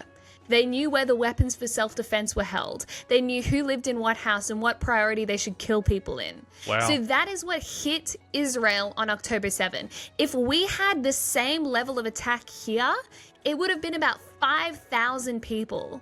Imagine if people from New Zealand invaded by boat, by air, by foot, massacred 5,000 Australians in their homes, took hundreds hostage, held them in horrific conditions for over 500 days.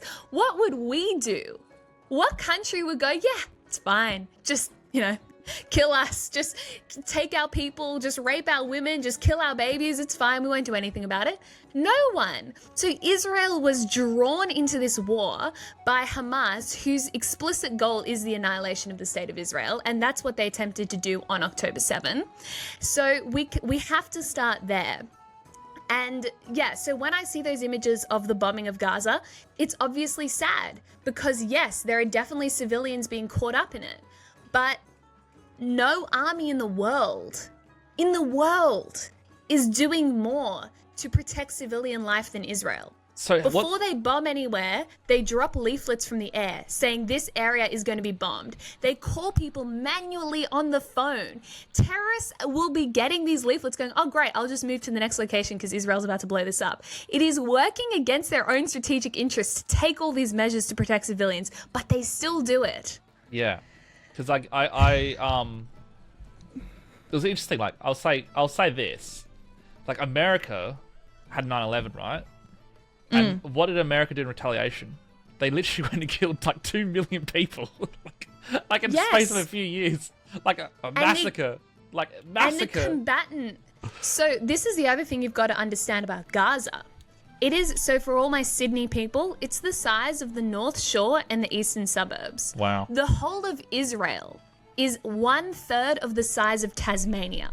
Damn. 1/3 of Tasmania is the entire country. You can drive across the whole width of Israel in about 20, 30 minutes. Really? So you're talking about, tiny areas.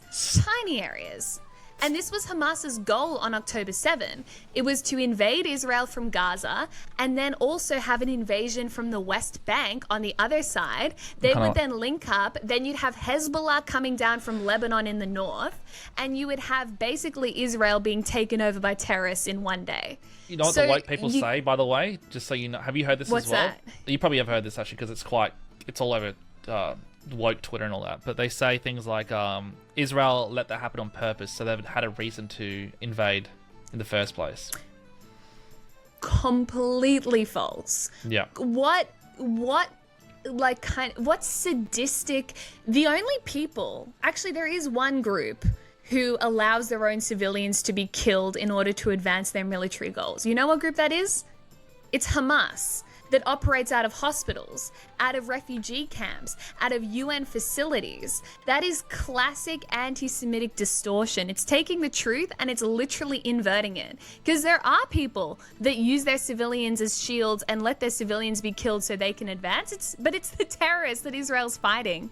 They would, it is just so abundantly false. Were there failures in Israeli intelligence that should have been acted on?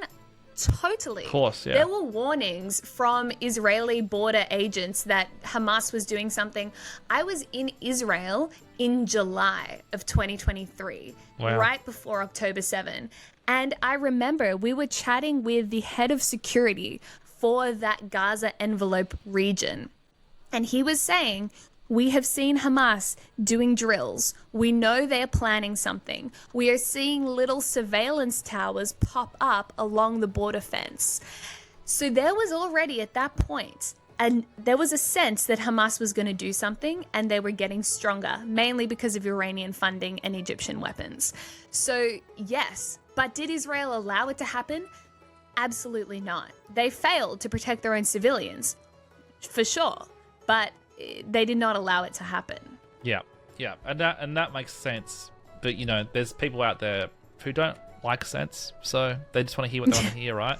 And we've all been victims to this. Like, I'm sure we've all come victim to propaganda before in our own way. Like, of course we have. We're humans, right? It's the whole point of human psychology. Like, there's going to be mistakes along the way. Yeah, and so how do you navigate?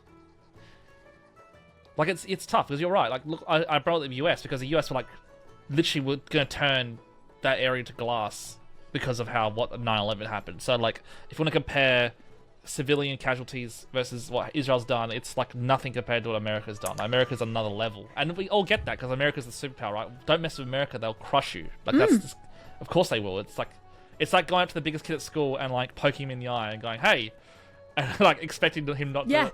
Oh no, you punched me back. Like, duh. What did you expect to have happen? Yeah.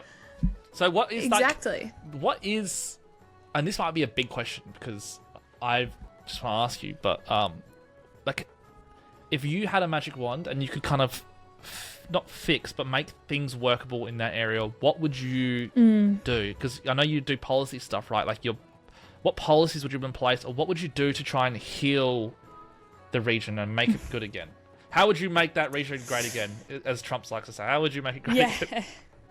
And like, be as brutal as honest. If you have just say it the way you want. I don't care. Like, okay. At the end of the day, like, we are who we are. So I think you have to cut off the head of the snake, which is Iran.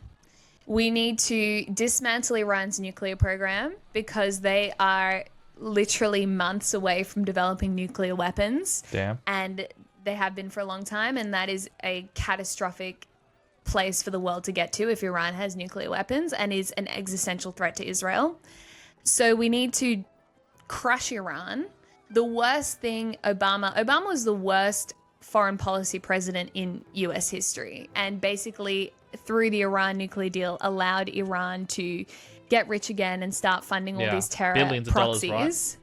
Billions of dollars. So Iran, we need extreme sanctions on Iran. We need to bomb all of their nuclear facilities. We need to overthrow the Ayatollahs and restore the Shah, which is the Iranian monarchy that existed before the Islamic Revolution in the 70s. Yep. I think that will cut off funding to the Houthis, to Hamas, to Hezbollah. And then basically from there, you need to dismantle jihadist regimes throughout the Middle East. So look, I'm Greek. If you say invade Persia, I'm all for it. Let's go. I'm ready. Yeah. Exactly. Sorry, Roddy, no, re-establish Persia and invade Iran and re-establish Persia. That's what has to happen. And I think if you did that, So you think Iran's the main culprit in terms of the one provoking it?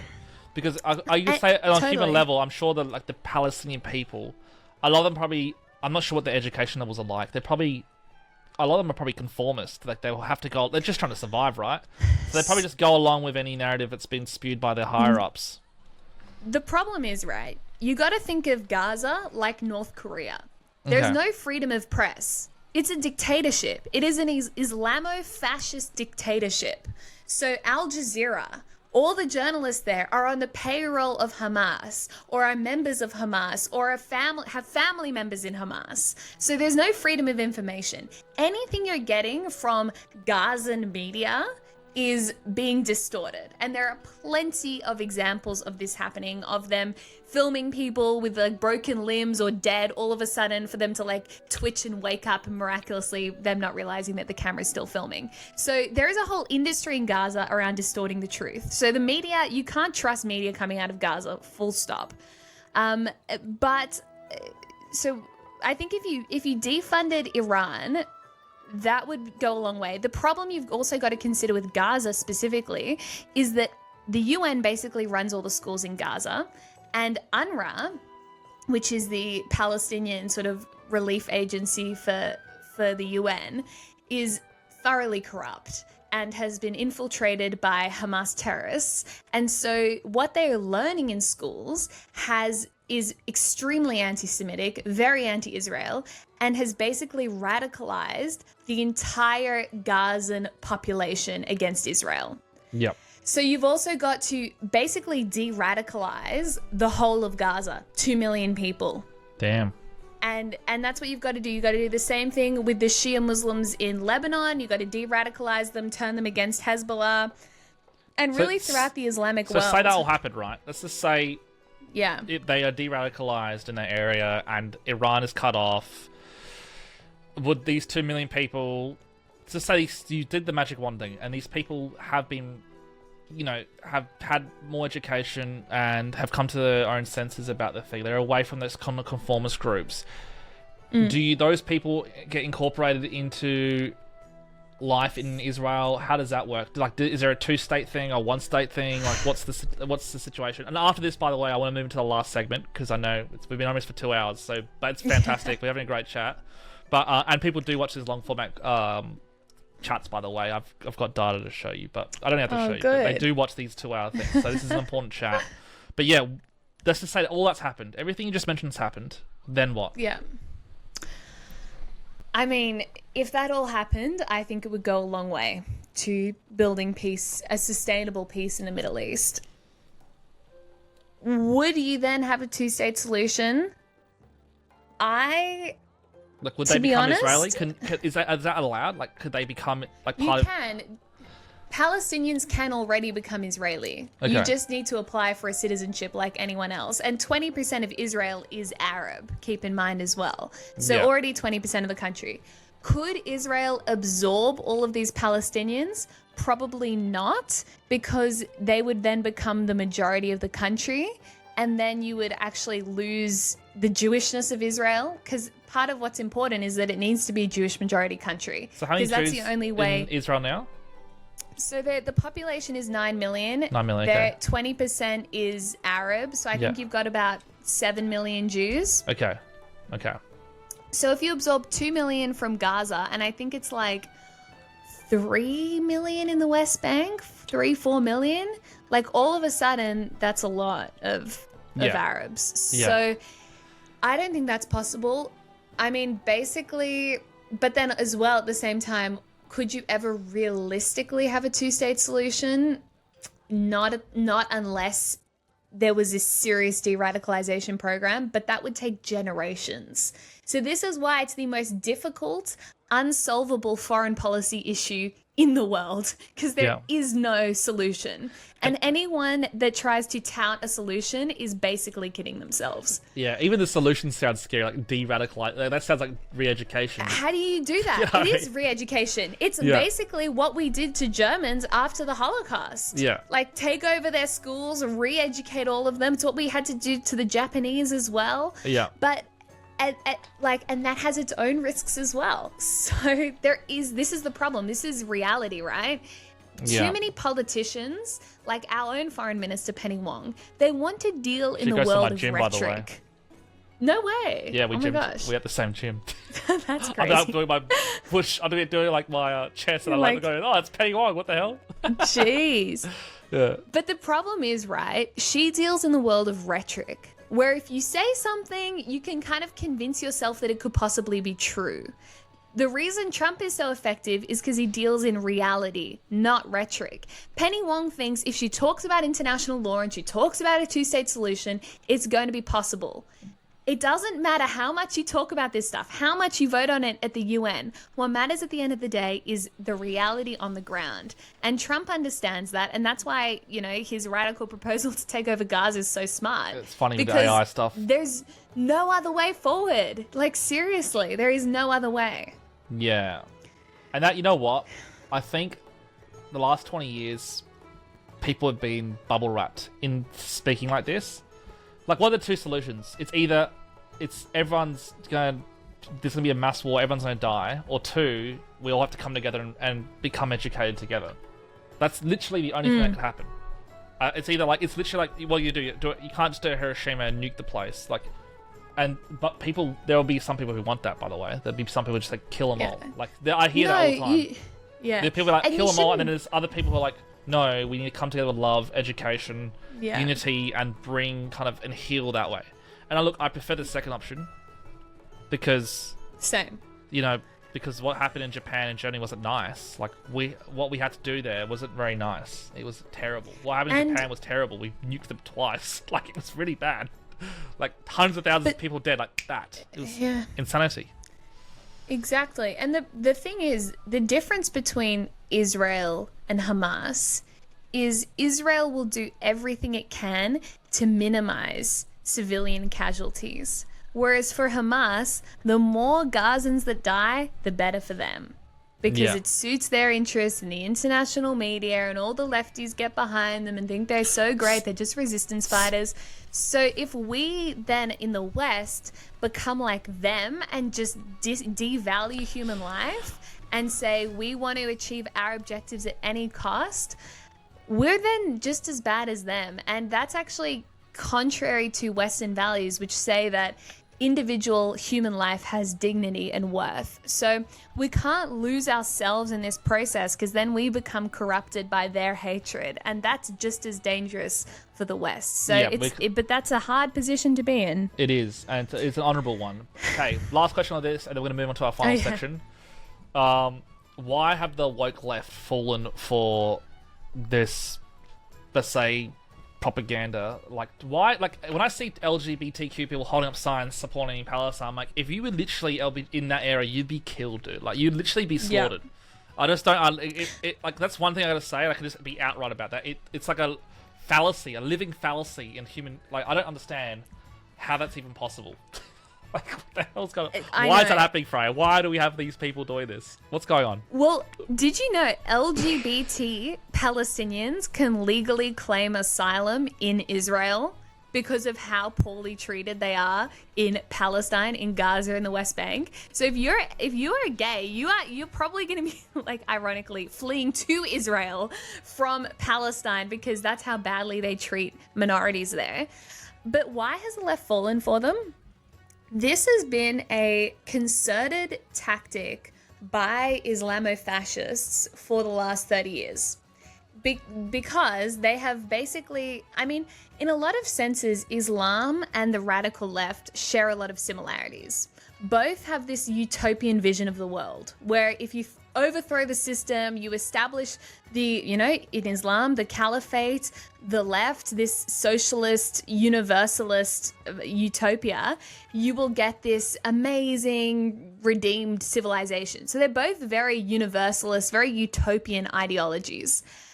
And there are quotes from, like, Osama bin Laden back in the early 2000s talking about how Muslims would be willing to work with the crazy left because it advances their agenda against the West. The Taliban, they've all been very aware of this for 30 years and have engineered and constructed their propaganda to play into sort of the values of the left. And then I think the other thing is, so it's been a strategy for a long time.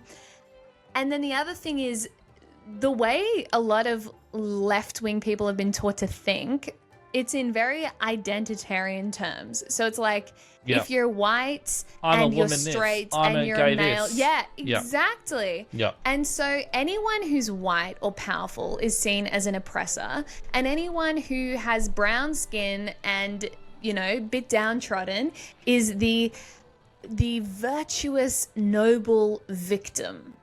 And what's interesting is that the left wasn't always anti-Israel, because after the Holocaust, they were the victims, the clear victims. And a lot of the left sided with Israel, even insofar as supporting the establishment of the Jewish state.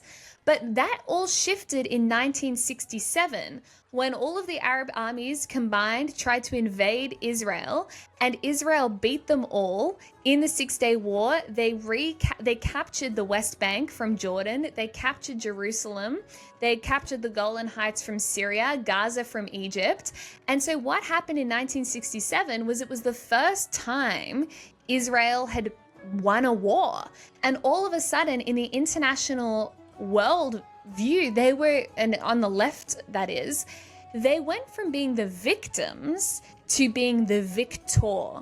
And that is the worst thing you can do. That's the biggest crime you can commit Yeah. on the left is to actually win something Well, they became and actually be powerful. colonists. That's what like Hassan was Which saying. He is- say that the Israeli people who came, like, took out the olive fields and they basically colonized the area. Is what has been. Which is absurd, because how many countries speak Arabic?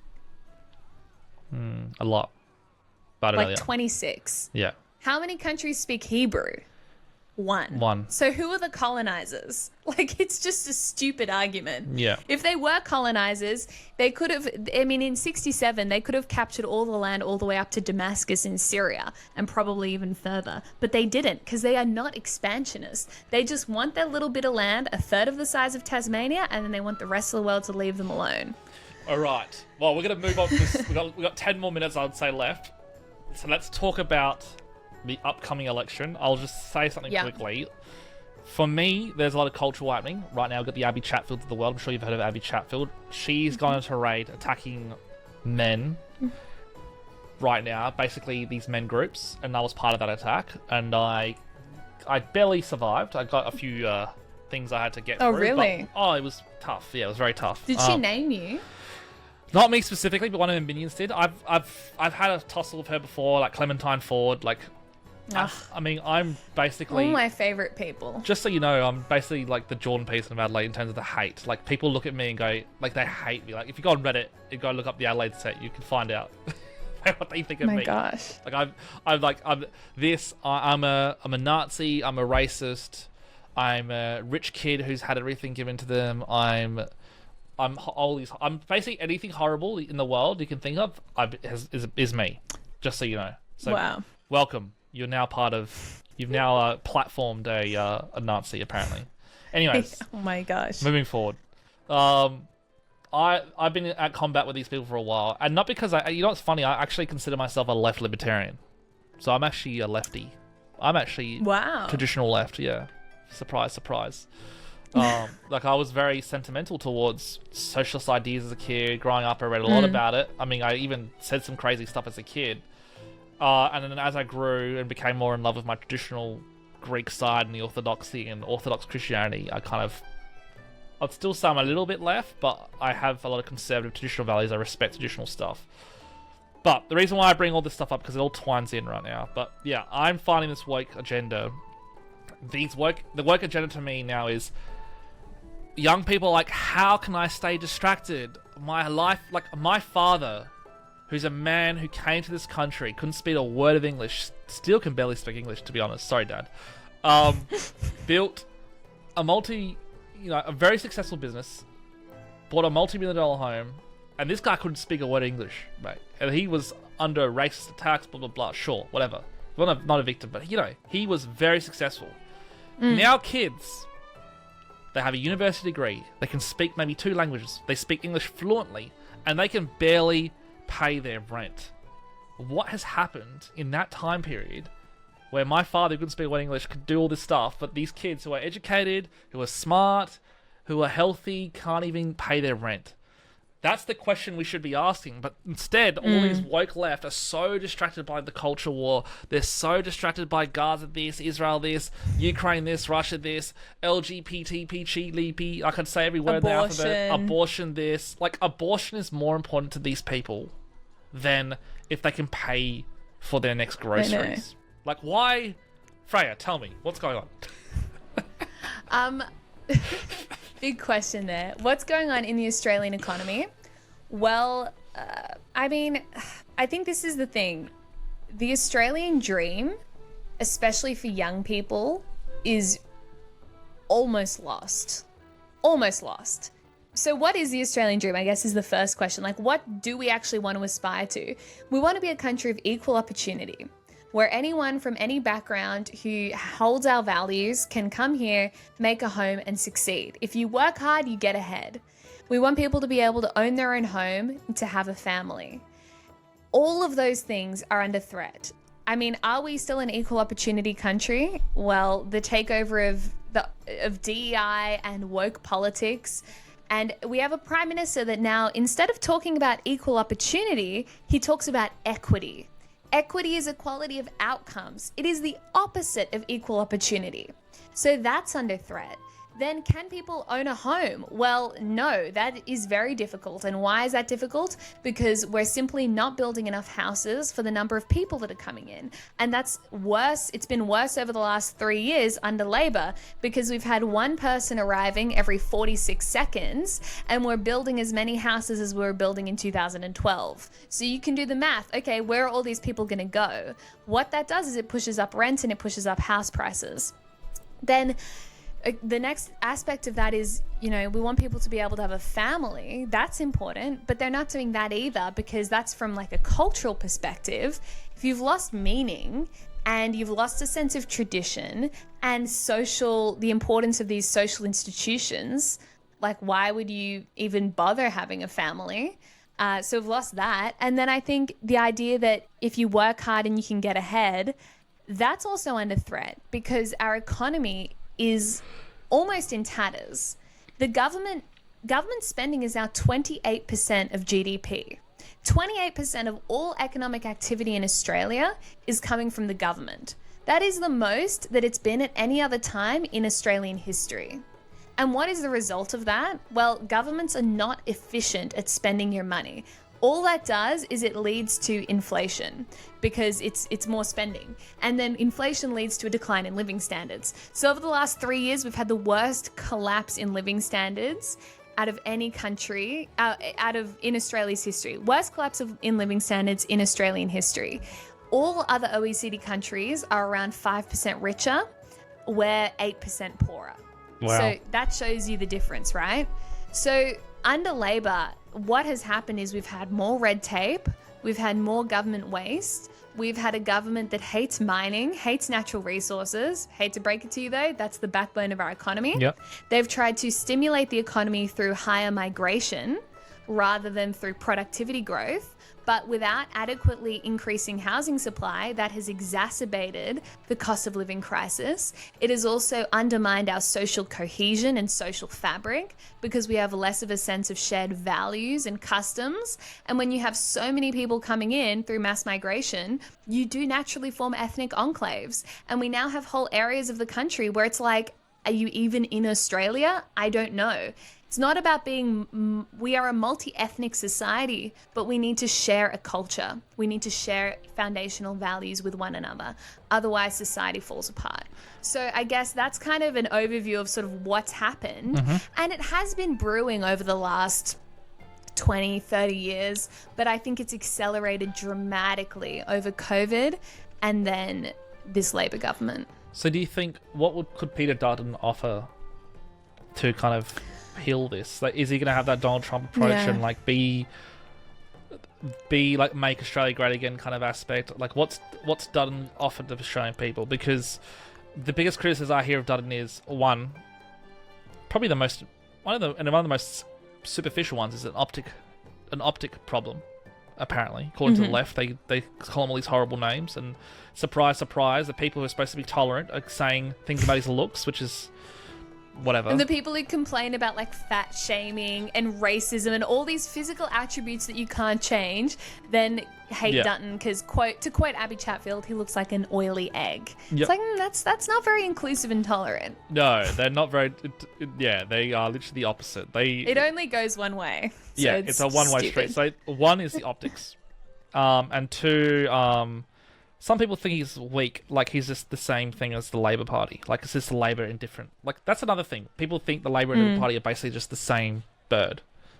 Like, they're just switching. Two wings of the same bird. Yeah, they're just switching, and it's like the same thing. And I think that's why we've had so many people turn to people to parties like the One Nation Party, the Greens Party, now you have the Make Australia Great Again Party is coming apparently, and all these other parties that are popping up. How can the Liberals and Peter Dutton take back their identity and regain the trust of the Australian people and really create a phoenix from the ashes and just bring back this country that we love so dearly?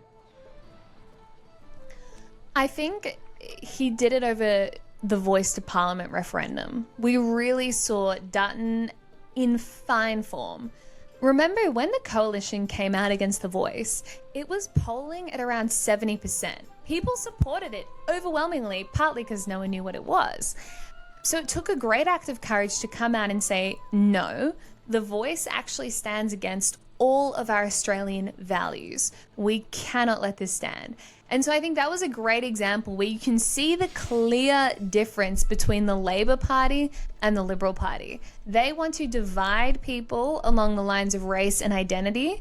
The Liberal Party says, no, we want to treat you as an individual and allow everyone to have equality of opportunity, not outcomes. So that was, I think, the first example, and that coincided with a collapse in popularity for Albo, and that's really what brought the Liberal Party back. After the 2022 election, people were saying that the Liberal Party was over. It was dead. It was never coming back. But now we are 1 month out from an election, and there's a real possibility of a Liberal government after one term, which would be the first time since 1931 that a one-term government was voted out. And keep in mind, in 1931, that only happened because John Lyons was the Labor treasurer and then defected from Labor to form a new alternative opposition party, which then won government. So this would quite literally be unprecedented in Australian history if we won this election. Wow. So the fact that the Liberal Party is even in this position when that is a possibility, there are 30 seats that are winnable for the party this election, and the Liberals need only about 19 seats. So the fact that we're in this position is in itself incredible. So we can't forget where we actually are at the moment. And then, so how does the Liberal Party actually differentiate itself? Well, I think it all comes down to our values. If you look at the values that drive the Liberal Party versus those that drive the Labor Party, they are so different. And the Liberal Party is successful when it relies and it actually stays true to those values. Those times when it's abandoned them, like partially, during COVID, with a lot of the climate stuff. COVID was a big... like all of my people I know my age, most of it was protest votes against what happened with COVID. Totally.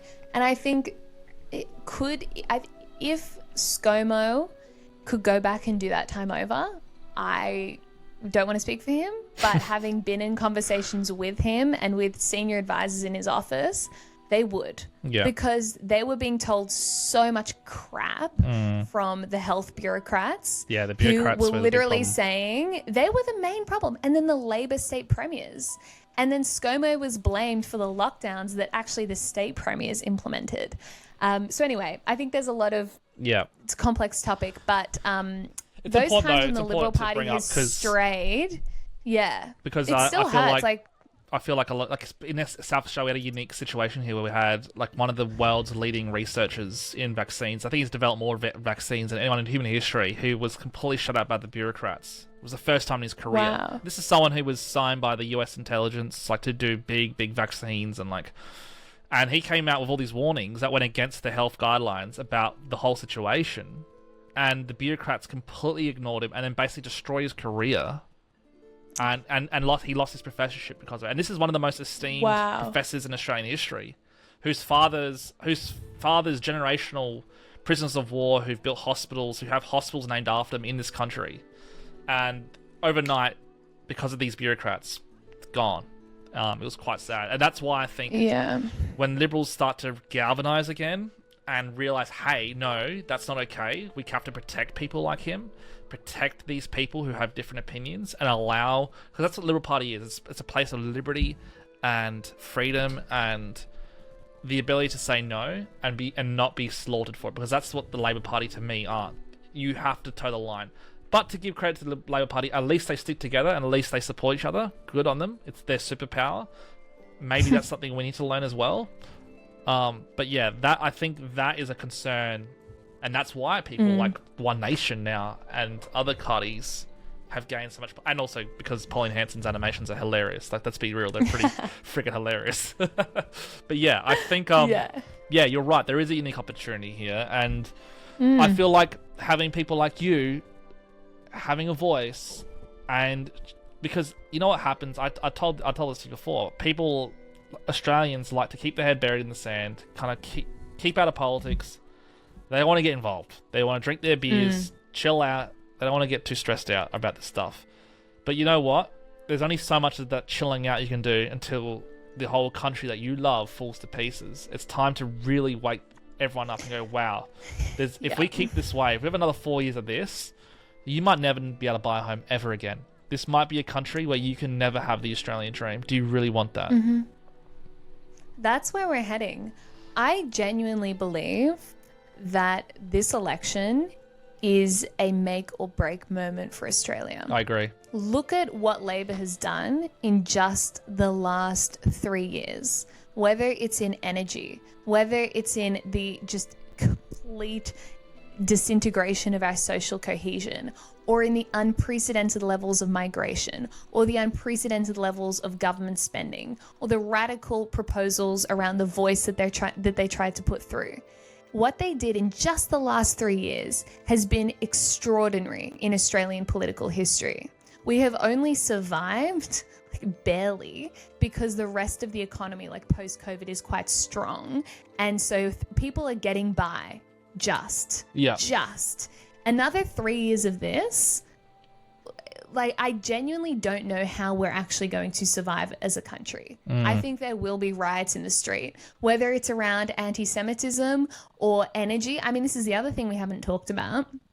The complete fixation on renewables by Labor is a recipe. It's economic suicide. Look what's happening in China South Australia. is building... The hydrogen Exactly. plant. Bang. Gone.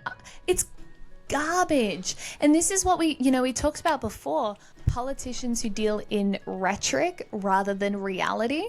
Renewables sound great. Net zero sounds great. Clean energy sounds great. But I want to deal with the reality. And the reality is that we've added more renewables into the grid. We've shut down coal. And what have we seen?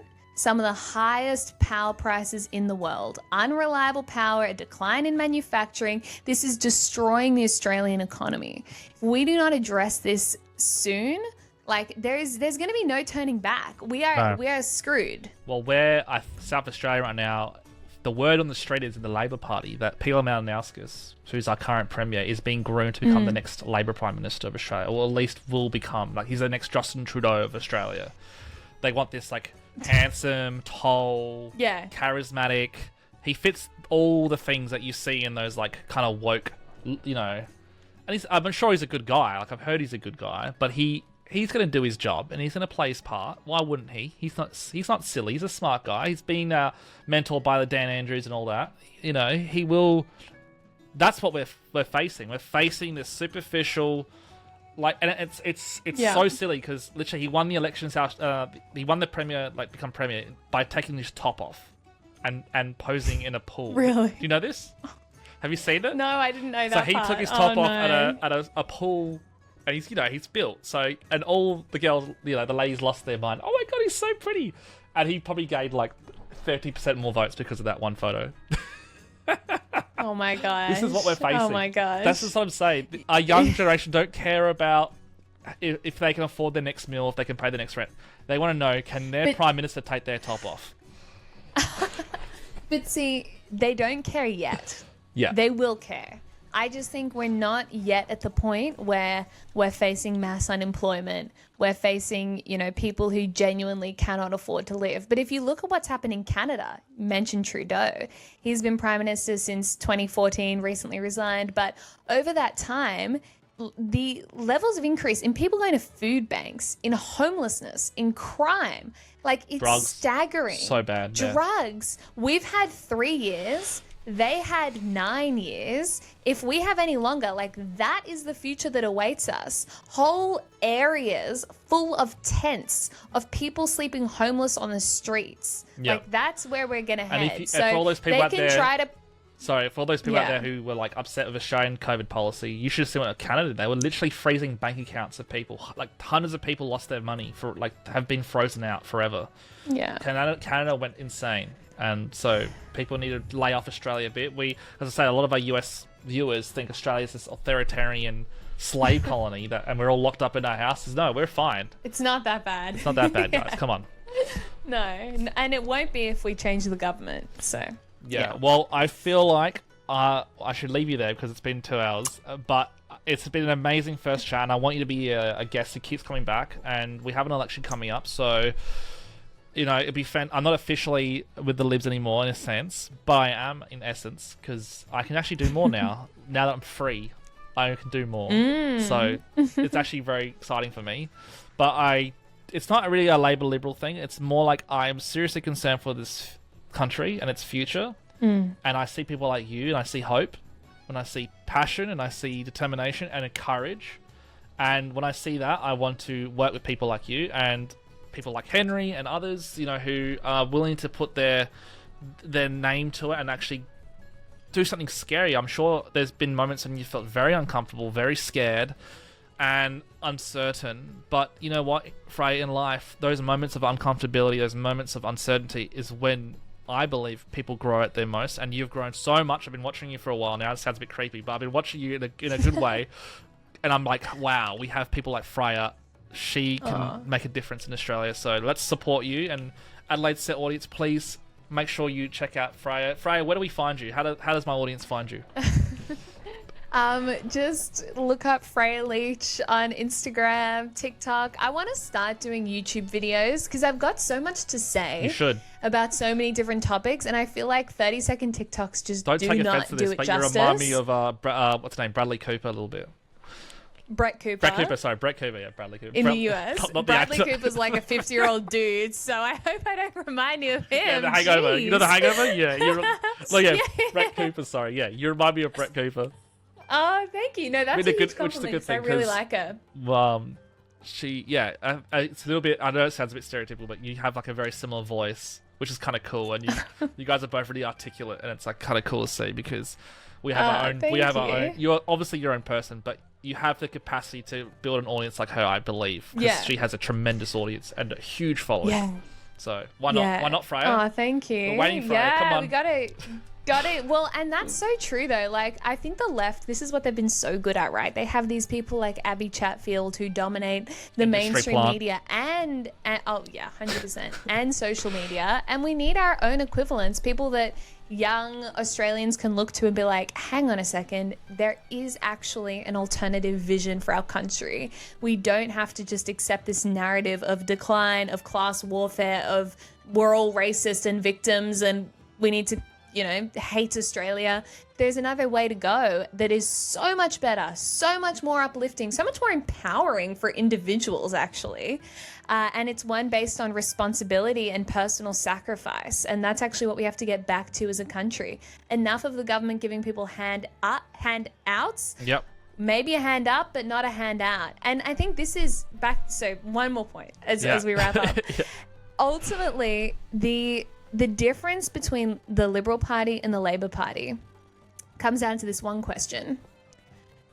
Do you want the government to look after you, or do you want to look after yourself? Because Labor wants the government to look after us. Liberals, we want you to look after yourself. It's a much better way to live. Yep. And so everyone needs to ask themselves that. Yeah. Yeah. And in saying that as well, when Freya says look after yourself, not like you're struggling, but you're empowered to look at, like you have a power, like you are all strong, successful people who can look after their families. Like you aren't little weaklings, you're not a little victim, you're all unique and powerful in your own way. So why not? All right, well, thank you so much, and have a great weekend. Thank you.